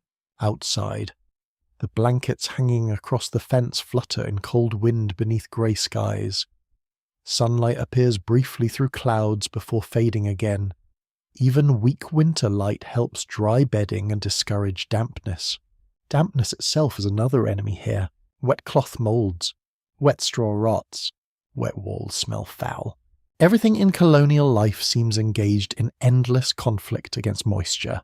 One rather unusual remedy recorded in folk traditions involved placing heated bricks wrapped in cloth inside bedding before sleep, both for warmth and to discourage insects hiding within mattresses.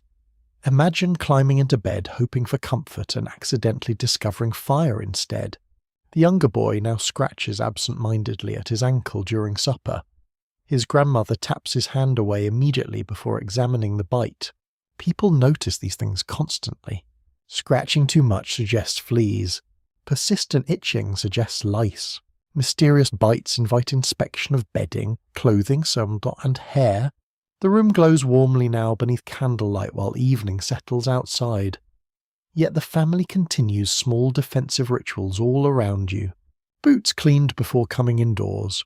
Crumbs swept carefully away. Dirty straw removed. Fresh linens aired whenever weather allows. No one believes total victory is possible. The goal is simply keeping the balance manageable. You glance toward cracks between floorboards where shadows gather near the wall.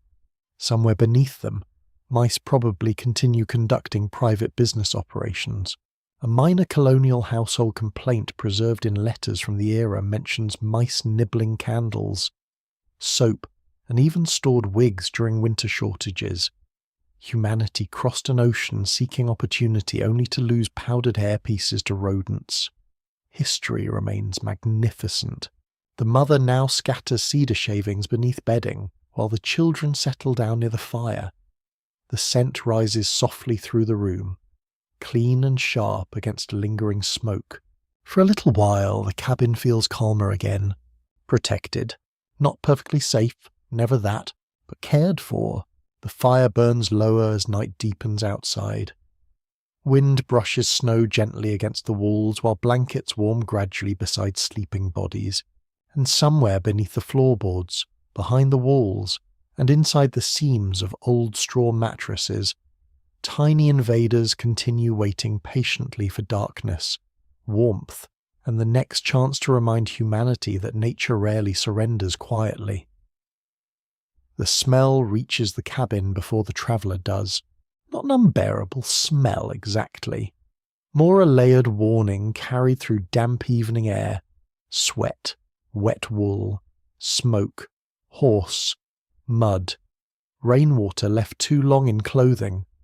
The unmistakable scent of someone who has spent days on rough roads with limited opportunities for washing.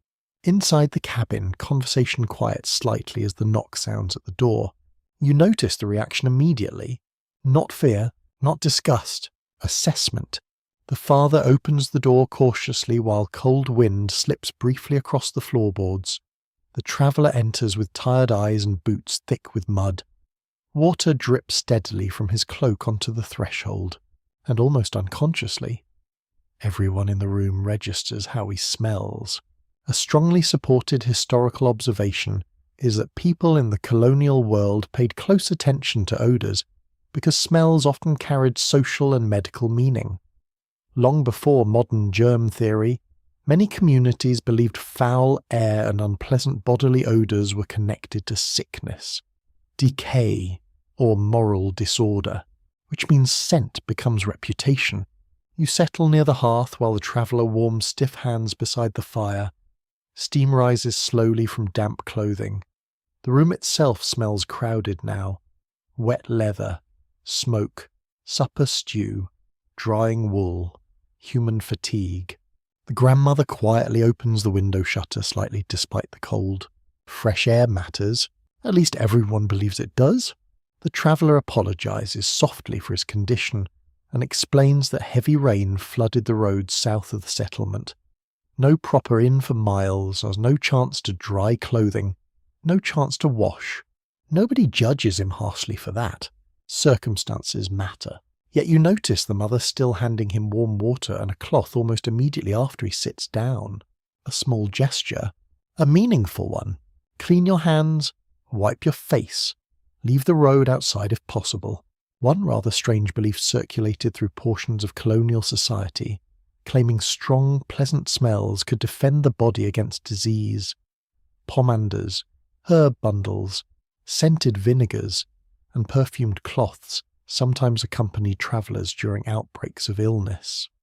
The logic wandered in uncertain directions, but after living beside smoke, livestock, and chamber pots for years, perhaps fragrant herbs simply felt emotionally protective. The traveller now washes carefully beside the basin while the younger children stare with poorly hidden curiosity. Mud streaks disappear slowly from his hands. Dark water drips into the bowl below. The mother replaces the cloth afterward without comment. Researchers continue discussing how much colonial Americans linked cleanliness directly with morality versus practical health concerns. Religious teachings often praised orderliness and discipline, while daily experience taught people that neglected spaces smelled worse, attracted pests, and seemed connected to sickness more often than clean ones. The boundaries between morality and medicine blurred constantly. You feel it in the room itself. The grandmother speaks approvingly about a nearby widow known for maintaining a proper house despite poverty. Not a wealthy house, not a fashionable one, simply orderly, swept floors, washed linens, fresh straw, children appearing reasonably clean most of the time. These details shape reputation deeply. Meanwhile, another family nearby reportedly allows rubbish to gather too long beside their yard. Stories about them spread accordingly. You realise something uncomfortable. Cleanliness in 1712 carries judgment attached to it. Not always fair judgment. Illness, injury, grief, harsh winters, crop failures, and exhaustion could overwhelm any household. But communities still observed one another closely because survival itself depended partly on shared standards. The traveller now accepts a bowl of stew while drying his hair slowly near the fire.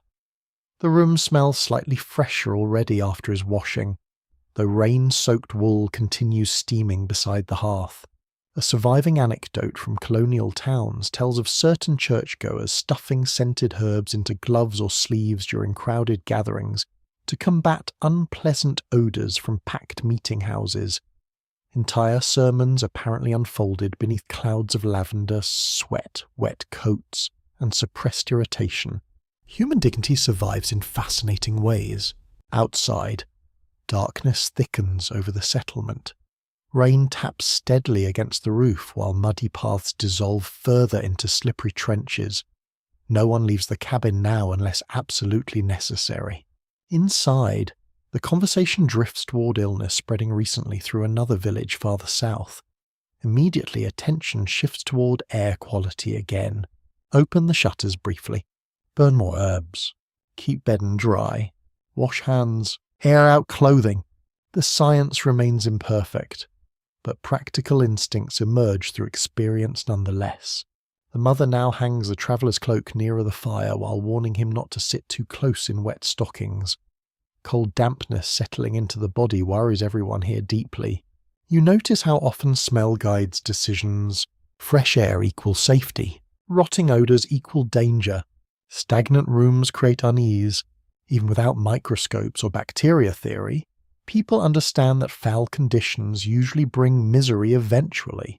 A curious custom from some settlements involved carrying nosegays, small bundles of flowers and herbs, during visits to sick rooms or crowded public spaces, whether intended for comfort, protection, or simple survival among strong odours, depends entirely on whom you ask. The younger boy wrinkles his nose dramatically after the traveller removes one soaked boot near the hearth. His mother gives him a warning glance immediately. Compassion matters too. Everyone smells of labour eventually. The fire burns brighter as more wood gets added.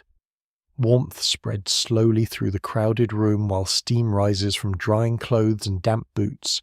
Around you, ordinary acts continue quietly. The basin emptied and refilled, fresh cloths brought out, hands washed before eating, wet garments aired near the hearth. No grand speeches about hygiene, no perfect understanding of disease. Just generations of people noticing that cleaner spaces usually feel safer, kinder, and more livable than filthy ones. The traveller leans back at last, warmer now and visibly relieved. The sharp road smell has softened beneath smoke and clean water. Outside, rain continues washing mud through the dark settlement. Inside, beside the firelight and drifting steam, cleanliness becomes something larger than appearance alone, a signal of care, of order, of welcome, a fragile barrier against sickness, discomfort, and the endless uncertainty waiting beyond the cabin walls. The tavern smells cleaner than the road. That is not necessarily praise. You step inside from cold evening rain and immediately feel warmth roll across your face from a crowded fire roaring near the centre of the room. Wet cloaks drip beside the doorway. Boots scrape mud across rough wooden floors already scarred by years of traffic. Candlelight flickers across packed tables where travellers eat, drink, argue softly, and attempt to dry themselves beside steaming mugs.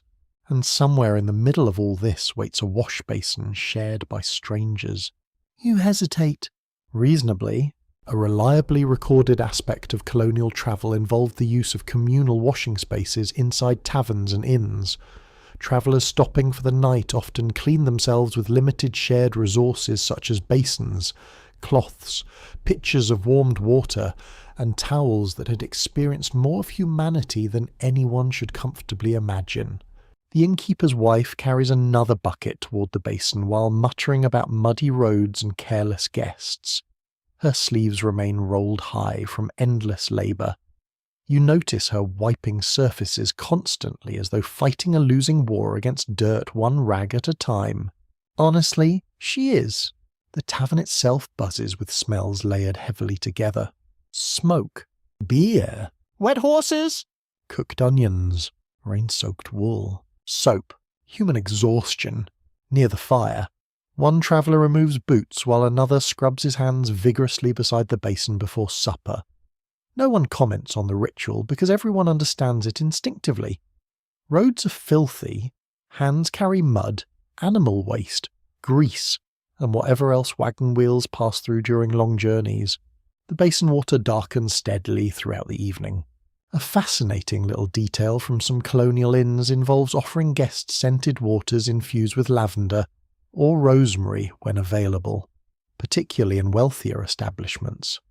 Whether this represented genuine luxury or a desperate attempt to improve the atmosphere after 20 soaked travellers entered simultaneously remains uncertain. You settle near the hearth while rain rattles softly against the shutters. Across the room, a woman travelling with 2 children wipes their faces and hands carefully before letting them touch food.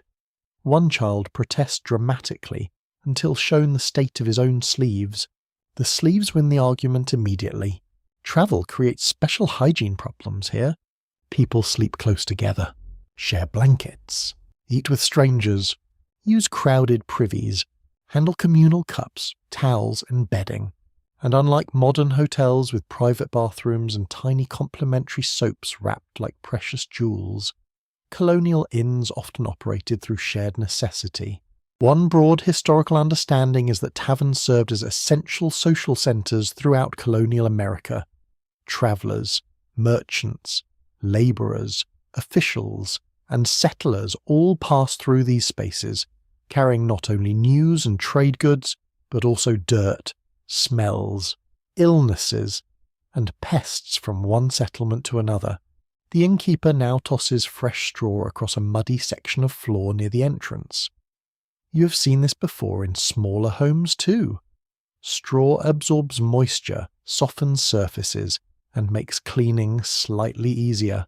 Slightly, nothing truly defeats mud during rainy seasons. At another table, 2 travellers discuss rumours of sickness spreading through a coastal town farther north. Immediately, conversation nearby turns toward cleanliness again. Wash regularly, avoid stagnant water, keep rooms aired, burn herbs, boil linen. People may not understand bacteria yet, but they understand patterns. Crowded, dirty places often become dangerous places eventually. A rather odd tavern custom in some regions involved placing bowls of vinegar near entrances during outbreaks of disease, because strong smells were believed to purify indoor air. Imagine arriving exhausted after days on horseback, only to be greeted by the scent of pickled panic. The innkeeper's wife now hangs damp towels nearer the fire after rinsing them in hot water. You quietly admire her stamina. She manages food, bedding, travellers, spills, washing, and complaints simultaneously, while maintaining enough authority to silence entire tables with a single glance. Colonial taverns often depended heavily on women's labour behind the scenes. You watch another guest washing his face beside the basin using cold water straight from the pitcher. He gasps immediately afterward with the expression of a man briefly reconsidering existence itself. Nearby laughter follows. Travellers tease one another often here. Shared discomfort creates quick companionship. Muddy roads, bad weather, fleas, stale bedding, smoky rooms. Everyone suffers together with varying degrees of dignity. Researchers continue debating how clean colonial inns actually remained overall, because descriptions differ dramatically depending on location and wealth. Some visitors praised orderly establishments with fresh linens and decent washing facilities. Others described rooms crowded enough to resemble exhausted livestock storage with candles. Both were probably true. The fire burns lower for a moment before another log gets added. Sparks rise upward while shadows flicker across damp walls and hanging cloaks. The communal towel near the basin has reached a stage where optimism alone qualifies it as clean. Still, people use it, because alternatives remain limited. One young traveller carefully combs his hair beside a polished metal plate serving as a mirror. Another mends torn stockings while warming feet near the hearth. A woman washes a child's scraped knee using hot water and soap from her own pouch before bandaging it again. Everywhere around you, cleanliness appears in fragments. Not perfect, not private, but persistent. The rain outside finally begins easing near midnight. Inside, travellers settle gradually into sleeping arrangements spread across shared rooms and narrow beds. Boots line the walls, drying near the fire. Damp cloaks steam gently overhead, and before sleep fully claims the tavern, one final traveller crosses quietly to the basin, washes road dust from tired hands, and wipes rainwater from his face as though trying briefly to remove the journey itself. Morning mist hangs low above the river bank while the settlement still sleeps. You stand quietly among tall reeds watching pale sunlight spread across moving water. The air smells cleaner here than inside any cabin you've entered so far. Cold earth, wet stone, pine, fresh currents sliding endlessly downstream. Beside the river, several indigenous women kneel calmly washing cloth and rinsing their hands in water, clear enough to reflect the sky. Their movements appear practiced, unhurried, deeply familiar with the landscape around them. Nearby, one younger child splashes directly into the shallows with alarming enthusiasm despite the cold. No one seems surprised. A historically supported reality often overlooked in older colonial narratives is that many indigenous communities across North America maintained bathing and washing practices that European settlers sometimes misunderstood, admired, borrowed from, or unfairly criticised depending on circumstance and cultural prejudice. You remain still while smoke from distant colonial chimneys rises faintly beyond the trees. The contrast feels important. Settlers often carried European anxieties about cold bathing, illness, modesty, and seasonal washing. Meanwhile, numerous indigenous traditions treated regular immersion, sweating practices, river bathing, and steam cleansing as ordinary parts of life connected not only to physical cleanliness but spiritual and communal well-being. The river water glimmers silver beneath early light. One woman scrubs clothing against smooth stones while another rinses long dark hair using water infused with crushed plants from a woven pouch nearby.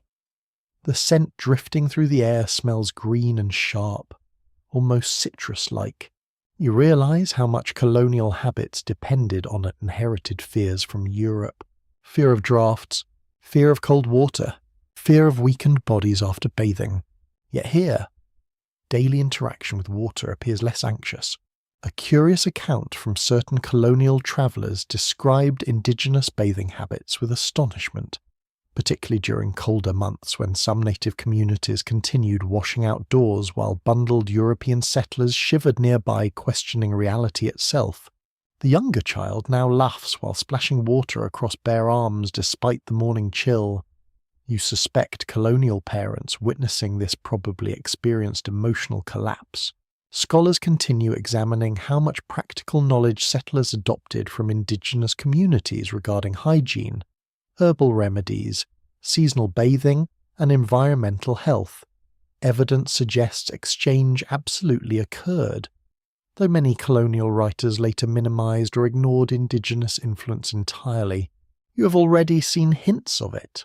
Pine infusions, herbal washes, sweat-based cleansing practices, fresh air emphasized strongly.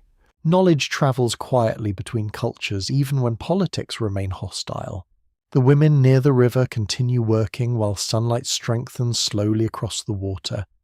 Cloth snaps softly in the breeze after rinsing. Wet hair darkens shoulders. The entire scene feels calmer somehow than the crowded smoky cabins you have grown used to. Not easier, simply different. One older woman now gestures toward the riverbank mud while explaining something to the child beside her. Certain mineral clays and ashes served cleansing purposes in various indigenous traditions long before European arrival. Earth itself becomes part of washing. Meanwhile, back in colonial settlements, some settlers still debate whether too much bathing weakens the body. Human beings remain wonderfully inconsistent. A respected observation from several early accounts noted how indigenous settlements often impressed visitors through orderly waste disposal, cleaner air circulation, and practical use of natural resources surrounding them. Of course, colonial writers could also be deeply biased and contradictory depending on circumstance, fear, or political motives. The truth shifts depending on who holds the pen. You kneel closer to the river now. The water feels shockingly cold against your fingers, yet it carries none of the stagnant heaviness found in reused basin water inside crowded cabins. Flowing water changes everything. Nearby, heated stones are being prepared beside a small structure partially hidden among trees. Steam cleansing traditions existed across many indigenous cultures in different forms, though practices varied enormously by region and nation. Heat, sweat, and purification intertwined physically and spiritually. You think suddenly of the colonial bathing tub from earlier sections. Heavy, rarely used, dragged beside the hearth with dread and exhaustion. This feels different, more connected to landscape itself. One peculiar colonial rumour claimed certain native bathing practices granted unusual resistance to cold weather. In reality, lifelong adaptation, practical clothing, physical conditioning, and environmental knowledge probably mattered more than mystical explanations invented by confused settlers watching someone plunge calmly into freezing water. The child by the river now shakes water dramatically onto another nearby person and receives immediate retaliation. Some traditions transcend every culture. As morning continues, you notice cleanliness here involves movement and circulation rather than confinement. Water flowing, steam rising, air moving through open spaces, clothing drying beneath sunlight instead of crowded rafters. The contrast with smoky cabins feels almost startling. Yet exchange continues quietly between worlds. Settlers adopt herbal knowledge. Indigenous traders encounter European soaps and cloth. Communities observe one another constantly, whether they admit it openly or not. Researchers still discuss how deeply colonial hygiene practices changed after contact with indigenous peoples, because written evidence often reflects cultural pride more than honest acknowledgement. But practical survival usually encourages learning eventually, especially in difficult climates. The riverbank brightens now beneath full daylight. Washed cloth hangs drying from branches. Steam drifts upward through trees nearby. The sharp, clean smell of water and crushed herbs fills the cool air. You suddenly understand something essential. Cleanliness is never just about removing dirt. It reflects how people understand the body, the environment, illness, comfort, and even the meaning of daily life itself. Back in the settlement, smoke already rises from colonial chimneys while chamber pots empty and wash basins fill again beside crowded hearths. Here beside the river, water keeps moving endlessly past stone and root and morning light, and for a quiet moment between worlds, surrounded by mist and bird song and the scent of wet pine drifting through cold air, cleanliness feels less like labour and more like belonging to the land itself. The fire is barely awake when she rises. Outside, darkness still presses against the cabin windows. Frost gathers pale along the edges of the glass. Everyone else remains wrapped beneath blankets while the room breathes softly with sleeping sounds. But the woman nearest the hearth is already moving. Quietly, carefully, automatically. You watch her kneel beside the ashes, coaxing faint embers back toward life with practiced hands. A few sparks glow red beneath grey powder. She feeds them splinters of wood one by one until thin flames finally begin licking upward again. The day starts here, not with sunlight, not with breakfast. With labour nobody notices because it happens before anyone fully wakes. A widely recognised aspect of colonial domestic life is that women carried much of the responsibility for household cleanliness, water management, laundry, food preparation, childcare, and sickness prevention inside small homes. These tasks required constant physical effort and endless repetition, especially in families without servants or wealth, and the work never truly finished. The mother now wraps a shawl tighter around herself before lifting empty buckets near the doorway. Outside, the cold air waiting beyond the cabin probably feels cruel at this hour. Still, water must be hauled. Again, always again, you follow her into pre-dawn darkness where frost crunches beneath boots, and chimney smoke drifts faintly across the settlement. No birds yet, no voices, only the quiet scrape of footsteps moving toward the well. Her breath clouds white in the air. The buckets swing heavily once filled. A surviving colonial complaint described housework as labour that disappears the moment it is done. Floors become muddy again. Laundry grows dirty again. Children require washing again. Ash returns. Water empties. Soap runs low. Nothing stays finished. Back inside the cabin, the fire grows stronger while kettles begin warming for the morning. The woman moves through familiar routines almost without pause. Sweep ashes, check bedding, stir porridge, wash yesterday's bowls, inspect children's stockings drying near the hearth, feel a forehead for fever.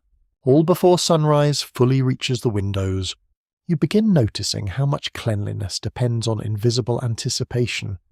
She prevents problems before anyone else sees them. Damp blankets are shifted before mildew forms. Dirty cloths are rinsed before smells worsen. Waste is emptied before the room changes scent. The entire cabin rests partly on her awareness. One little-known detail from household records of the period mentions women saving precious rainwater separately for delicate washing tasks such as infants' clothing, wound cleaning, or finer linens. Even water itself carried hierarchy based on cleanliness and effort. The fire pops softly while steam rises from the first kettle. A younger child wakes now and immediately reaches for his mother before fully opening his eyes. She balances him easily on one hip while continuing to stir breakfast with the other hand. No part of the morning pauses for comfort. Researchers still examine how colonial women balanced expectations of cleanliness with the brutal limits of time, fuel, water, and exhaustion. Advice literature from the era often praised orderly homes and spotless domestic management, while quietly ignoring the fact that achieving those standards required relentless labour. The older daughter begins helping now, too. She shakes blankets outdoors, fetches more wood, rinses yesterday's cloths. Girls often learned household routines early because survival depended on shared work. Knowledge passed through repetition instead of formal lessons. Watch carefully. Do it yourself next time. The cabin slowly brightens as dawn arrives fully outside. Smoke curls upward from the fire while children gather sleepily near the warmth. One boy wipes his nose directly on his sleeve. His mother closes her eyes briefly. There it is again. Civilization collapsing before breakfast. A curious household superstition from some colonial families warned that sweeping dirt out the door after sunset swept away prosperity too. Whether this belief emerged from practical concerns about wasting useful scraps in darkness or simple folklore remains uncertain, though exhausted people everywhere enjoy assigning mystical importance to chores occasionally. The woman now kneels beside the wash basin, helping the youngest child clean his face. Her own hands remain red from cold water and rough soap. Tiny cracks line the skin near her knuckles. Cleanliness leaves marks on the cleaner too. You notice something else now. No one praises these tasks openly very often. When the room smells fresh, people relax naturally. When clean linens appear, everyone sleeps more comfortably. When water waits already warmed, nobody pauses to marvel at the labour behind it. Success becomes invisible. Only failures attract attention. The grandmother notices immediately if chamber pots remain too long indoors. Children complain if stockings stay damp. Husbands notice quickly when meals arrive late because washday consumed too many hours, but ordinary smooth-running daily life often passes without comment. The mother keeps moving anyway. Another accepted historical understanding is that women often served as primary caregivers during illness outbreaks within households, washing bedding, cooling fevers, cleaning wounds, airing rooms, and managing waste all became part of protecting family members from worsening sickness. Hygiene and caregiving overlap constantly. Near the doorway, the older daughter scrubs mud from boots before anyone tracks it across the freshly swept floor. Her movements already mirror her mother's. The lesson continues silently. Outside, sunlight spreads slowly across frozen ground while smoke rises from neighbouring cabins, where countless other women likely repeat these same routines at this very moment. Haul water, light fires, wash children, fight dirt, start over tomorrow.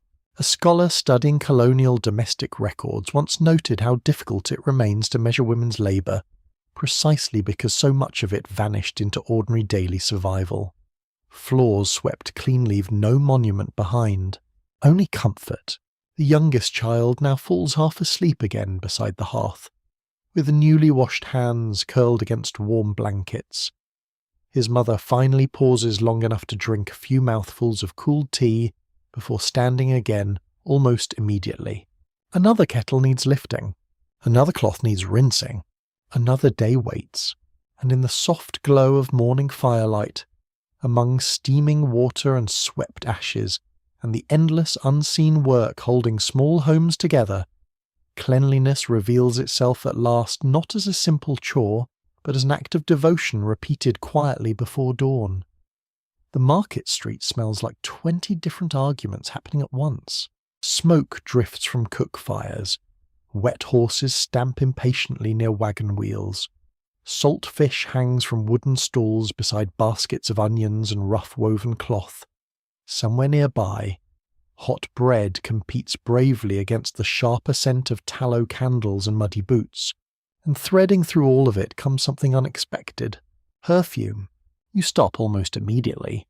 Not strong modern perfume designed to announce itself 3 rooms early. This is lighter, herbal, floral, slightly spicy beneath the cold morning air.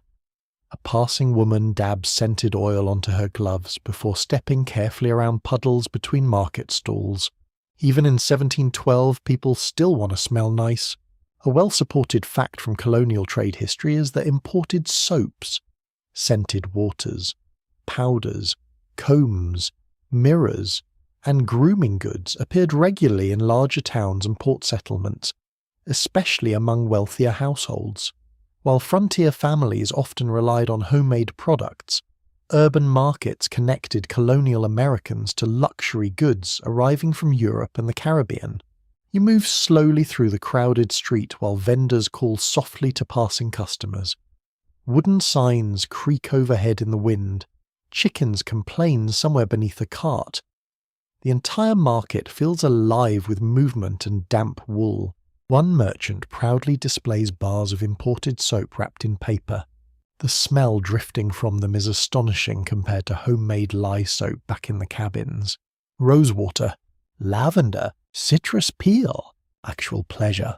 The women examining the soaps nearby handle them carefully like rare treasures. Considering the price, they probably are. One account from the colonial period noted that fine soaps could cost enough to make ordinary families reserve them for guests, church gatherings, or special occasions rather than daily use. Imagine finally purchasing elegant imported soap only to hide it from children indefinitely. Honestly, sensible decision. You notice another stall selling powders and pomades beside polished combs made from bone and horn. Tiny glass bottles filled with scented oils gleam in weak sunlight. A wealthy customer tests one fragrance carefully against her wrist, while the merchant praises its fashionable popularity in London. The smell reminds you faintly of crushed flowers and cloves. Nearby, a labourer carrying muddy sacks passes by, smelling entirely of onions and rainwater. Colonial society contains both realities simultaneously. A fascinating little trend from the era involved powdered wigs carrying scented powder mixtures infused with lavender, orange blossom, auroris root among wealthier men and women. These fragrances partly masked odours from hair oils, crowded streets, and general 18th century existence. Unfortunately, wigs themselves occasionally attracted lice, fleas, and mice. Luxury always finds balance somehow. The street grows busier around midday. You hear gossip drifting between stalls about another ship arriving at the harbour carrying soap, fabrics, sugar, and tea. Imported goods transform ideas about cleanliness slowly over time. Wealthier colonists begin expecting finer linens, more elaborate grooming routines, and increasingly fashionable appearances. Yet water still needs hauling. That reality never disappears completely. Researchers continue discussing how quickly consumer culture shaped colonial ideas of cleanliness and refinement during the 18th century. Advertisements for scented products and imported luxuries certainly expanded. Though daily survival still dominated life for most ordinary families, the merchant now demonstrates a finer soap by lathering it lightly in warm water. The foam appears softer and smoother than the harsh homemade bars you watched being made earlier. A woman beside you sighs quietly at the smell. You understand immediately, after years of smoke, mud, chamber pots, damp laundry, and rough lye soap, something scented with roses must have felt nearly magical. One rather eccentric beauty recipe circulating through parts of colonial society recommended washing the face with milk mixed alongside crushed strawberries or rose water for smoother skin. Another involved egg whites and wine. Humanity consistently invents expensive ways to confuse breakfast with skincare. A young apprentice nearby carries stacks of freshly laundered linen from one stall to another. The fabric glows pale in sunlight while snapping softly in the breeze. Clean cloth itself signals prosperity here. The cleaner and whiter your linen, the more successful people assume you are. You begin noticing subtle distinctions everywhere. The polished boots of merchants, the scented gloves of wealthy women, the rough hands of labourers scrubbing dirt from nails beside public pumps. Everyone participates in cleanliness differently depending on money, time, and status. At the edge of the market square, a barber works outdoors beneath an awning, trimming beards and cleaning ears with alarming confidence. Warm towels steam nearby while customers wait their turn on wooden benches. The smell there is especially strange. Soap, hair oil, sweat, sharp metal, and faintly, blood. An accepted truth of colonial urban life is that barbers often performed multiple roles including grooming, minor medical care, tooth extraction, and basic hygiene services. Personal appearance and bodily maintenance overlapped heavily with practical health concerns. One customer emerges freshly shaved, looking deeply pleased with himself, despite a tiny strip of cloth pressed against one nicked cheek. A small price for dignity, perhaps. The market begins thinning slowly toward evening as cold wind strengthens across the street. Merchants cover goods carefully before damp weather returns. The scented soap stall closes its crates one by one, while lingering fragrance still hangs faintly in the air. You think suddenly of the smoky cabins again, the wash basins, the rosemary rinses, the endless hauling of water before dawn. Luxury goods may soften the experience of cleanliness, but they do not replace labour itself. Even the finest imported soap still requires someone to carry water from the well. As dusk settles over the town, lamps glow warmly through windows while the final customers hurry home carrying cloth bundles, herbs, candles, and perhaps one carefully wrapped scented soap tucked among practical supplies. And drifting through the cooling evening air, between muddy streets and expensive perfumes and smoke rising from crowded chimneys, cleanliness reveals itself once more as both necessity and aspiration, forever balanced somewhere between survival and comfort. Summer arrives like an argument no one can escape. The cabin that felt merely cramped during winter now traps heat beneath the roof until the air itself seems exhausted. Flies buzz lazily near the windows. Sweat gathers beneath collars before breakfast. The smell of smoke, damp cloth, livestock, and human bodies thickens beneath the heavy humid air. Even the dog looks annoyed. You sit near the doorway searching desperately for moving air, while the family opens shutters wide despite insects immediately treating this as a formal invitation. Outside, sunlight beats hard against packed earth paths between cabins. Somewhere nearby, a baby cries with the exact emotional tones summer deserves. A commonly accepted historical reality is that warm weather created entirely different hygiene challenges for colonial households. Heat accelerated smells, spoiled food faster, encouraged insects, and made crowded living conditions significantly more uncomfortable, especially in homes without proper ventilation or reliable access to cool, clean water. The mother wipes sweat from her forehead using the edge of her apron before hanging damp bedding outdoors across a line. Everything must air out now. Blankets, mattresses, clothing, even the cabin itself. You notice how strongly the room smells once winter smoke no longer dominates everything. Sour wool, old straw, soap, cooking grease, human breath lingering in still air. No wonder windows stay open whenever possible. A younger child now runs indoors barefoot after playing near the creek, leaving muddy, wet footprints across the floor with cheerful disregard for civilization. The mother watches this happen in silence, too tired even for outrage. Honestly, summer has defeated everyone already. One practical observation from colonial diaries and household records describes how families often increased washing frequency during warmer months simply because sweat and insects became impossible to ignore. Streams, rivers, and outdoor washing opportunities also became easier to use when freezing temperatures stopped threatening immediate misery. The father returns carrying buckets from the well balanced carefully across his shoulders. His shirt clings damply to his back from heat and labour. By the doorway, he pauses immediately to wash his face and arms before touching anything else. Water feels precious differently in summer, not only for cleanliness, for relief. The youngest child now splashes both hands directly into the wash basin before being stopped just short of climbing into it entirely. A peculiar colonial belief circulating in some regions warned against drinking very cold water while overheated because people feared sudden illness or even death from rapid cooling. Whether rooted in scattered medical incidents or dramatic storytelling by anxious parents remains uncertain. Still, after hauling water under brutal heat, one suspects many ignored the advice immediately. The cabin windows stand fully open now. Outside sounds drift inward constantly.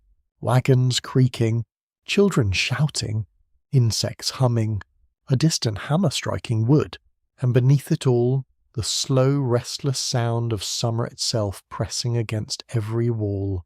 You notice how quickly food changes during warm weather too. Dirty dishes cannot linger. Waste must leave the cabin promptly. Water standing too long develops strange smells. Flies appear everywhere with terrifying confidence. Cleanliness becomes urgent rather than merely orderly. One child fans the fire accidentally too hard while helping cook supper, sending sparks and ash swirling upward through the room. Everyone groans at once. Ash and summer sweat creates an experience nobody requested. The grandmother now mixes vinegar with water and herbs before wiping down table surfaces and window ledges. Sharp sour fragrance cuts briefly through the heavier smells of heat and cooking.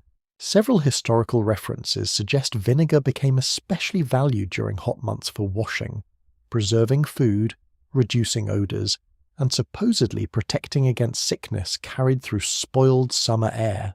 You cannot entirely disagree with the instinct. The older daughter returns from gathering herbs with tiny burrs tangled throughout her skirt, hem and hair.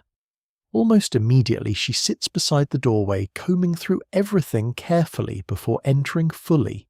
Summer dirt travels differently. Dust instead of mud, pollen instead of smoke, sticky sweat instead of winter dryness. researchers continue discussing how seasonal climate shaped colonial hygiene habits across different regions because conditions varied enormously between northern settlements, coastal towns, and southern colonies. Summer in a humid southern settlement could become overwhelming in ways colder northern climates did not fully share. The father now carries bedding outdoors for airing while muttering about the smell trapped inside the straw mattresses. Sunlight spills brightly across hanging blankets while insects drift lazily through tall grass nearby.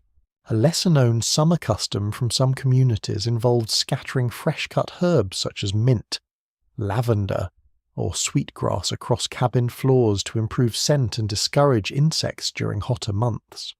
The effect probably lasted approximately 12 minutes before reality returned, but 12 pleasant minutes still count.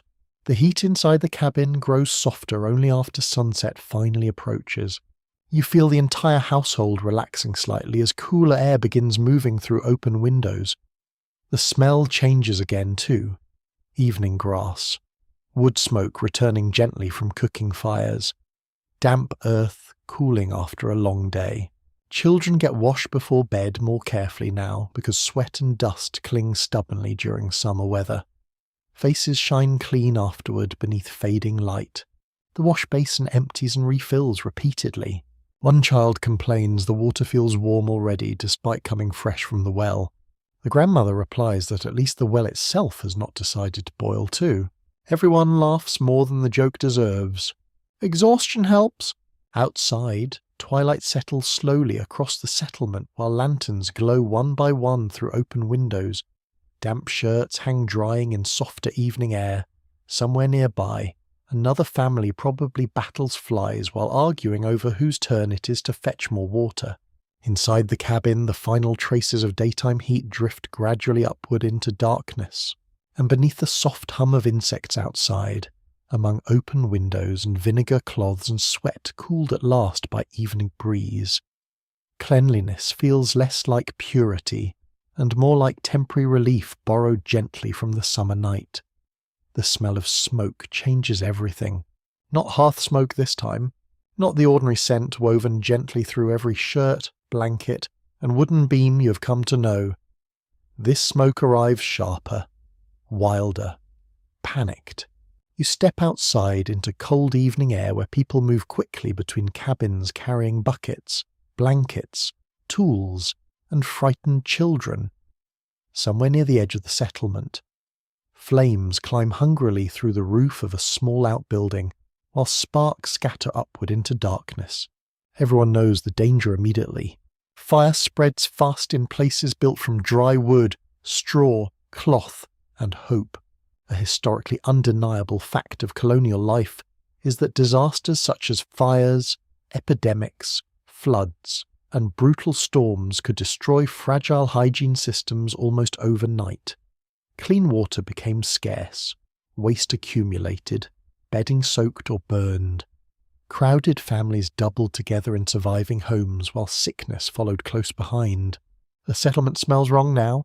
Burned pitch, wet ash, fear. Men form hurried lines passing buckets from the well, while women pull clothing and bedding away from nearby walls in case sparks spread farther. Children stand wrapped in blankets with soot already streaking their faces. You notice immediately how quickly cleanliness disappears during crisis. Mud churns beneath dozens of boots. Water spills across the ground. Animals panic. Smoke clings to everything. No one cares about orderly floors anymore. Survival takes priority. The fire eventually slows beneath relentless hauling and exhausted effort. By midnight, only glowing embers remain where the outbuilding once stood. The air still tastes bitter, though. Ash drifts softly through lantern light, while people cough into sleeves and wipe soot from their eyes. A curious emergency custom recorded in several colonial settlements involved placing buckets of water permanently near hearths overnight, because communities understood how terrifying accidental fire could become. Entire towns occasionally vanished beneath flames faster than anyone could respond effectively. After tonight you understand why. The family returns to their cabin exhausted and smoke-stained. Inside, the room suddenly feels smaller than usual. Dirt covers the floor again from constant running outdoors. Wet coats hang dripping near the fire. The wash basin fills repeatedly as people scrub soot from hands and faces before sleep. Even then, black streaks remain beneath fingernails. Disaster leaves residue behind. Outside, voices continue quietly through the darkness while neighbours check one another for injuries and count damaged supplies. One family lost blankets. Another lost stored grain. Another now needs temporary shelter because smoke damage made their cabin unsafe for children overnight. Immediately, crowded conditions worsen. Researchers still discuss how effectively colonial settlements responded to outbreaks of disease after fires, floods, or military conflict disrupted ordinary sanitation. Some communities organised impressively practical cleaning efforts. Others struggled badly once wells became contaminated or waste removal failed. The balance remained fragile everywhere. You see that fragility clearly tonight. The grandmother now boils extra water despite the late hour because smoke and ash cling stubbornly to skin and cloth. Nearby, the mother shakes soot from blankets outdoors before bringing them back inside.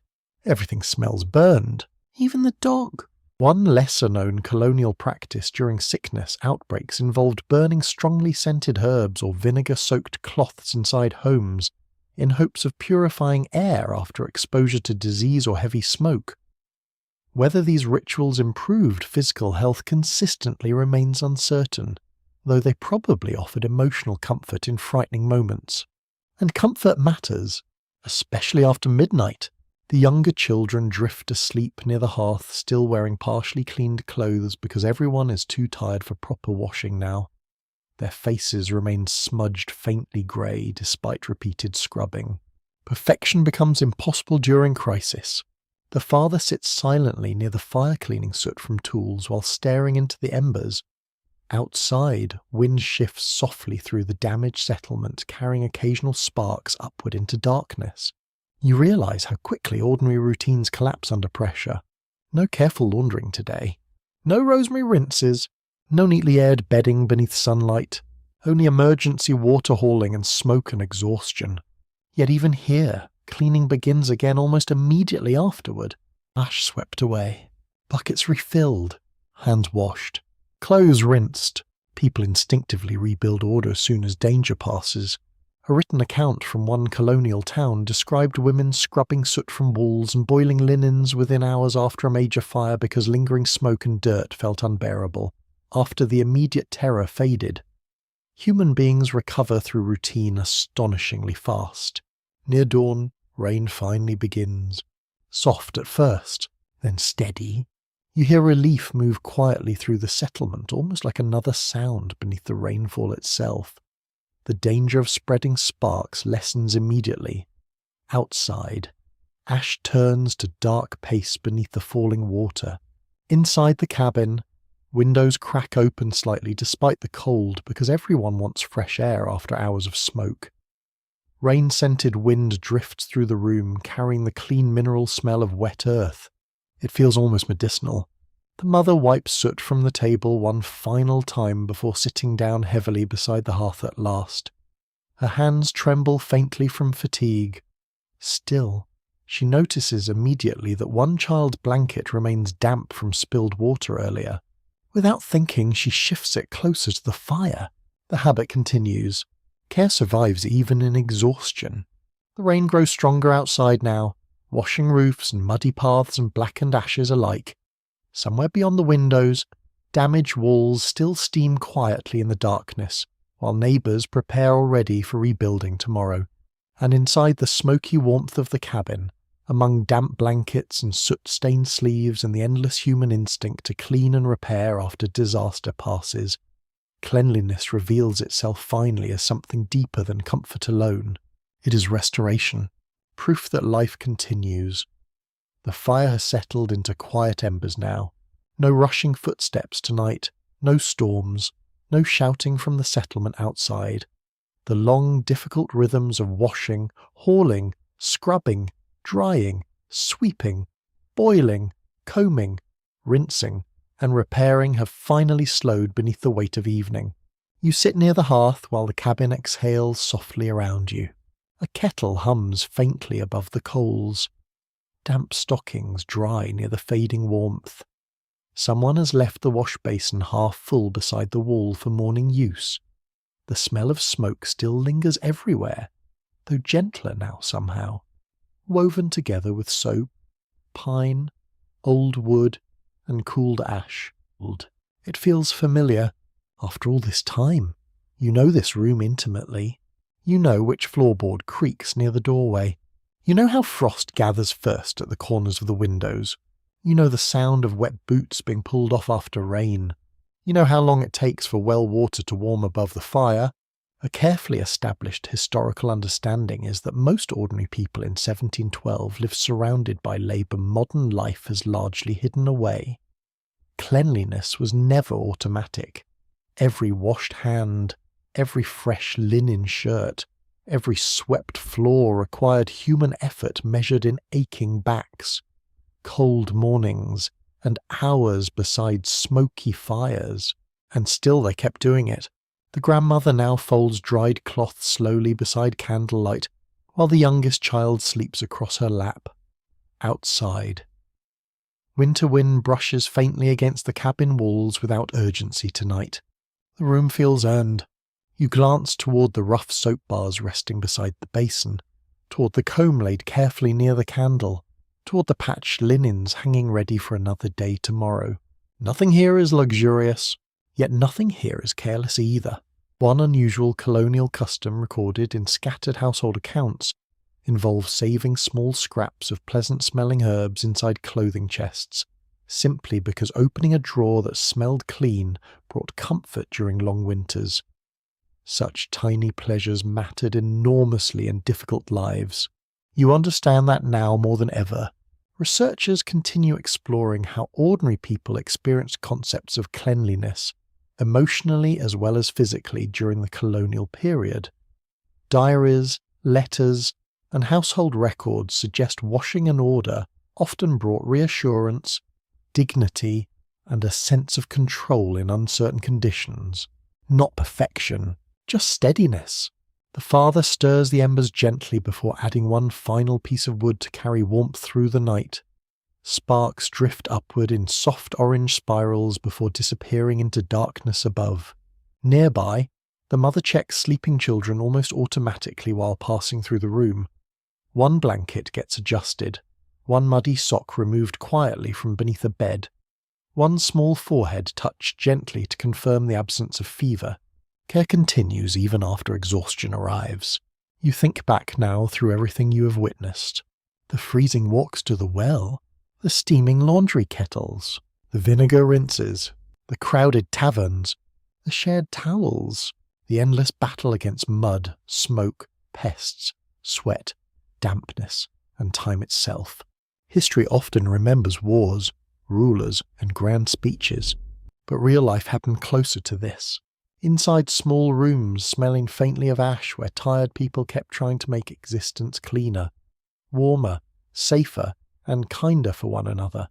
A lesser-known observation from travellers visiting colonial settlements noted how strongly many homes reflected the personalities of the people inside them. Some cabins felt orderly despite poverty. Others felt chaotic despite greater wealth. The difference often came down not to perfection but attention.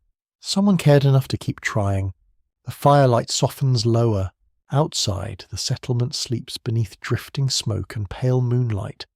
Somewhere nearby, another family probably folds laundry beside another hearth, while another child complains about washing before bed.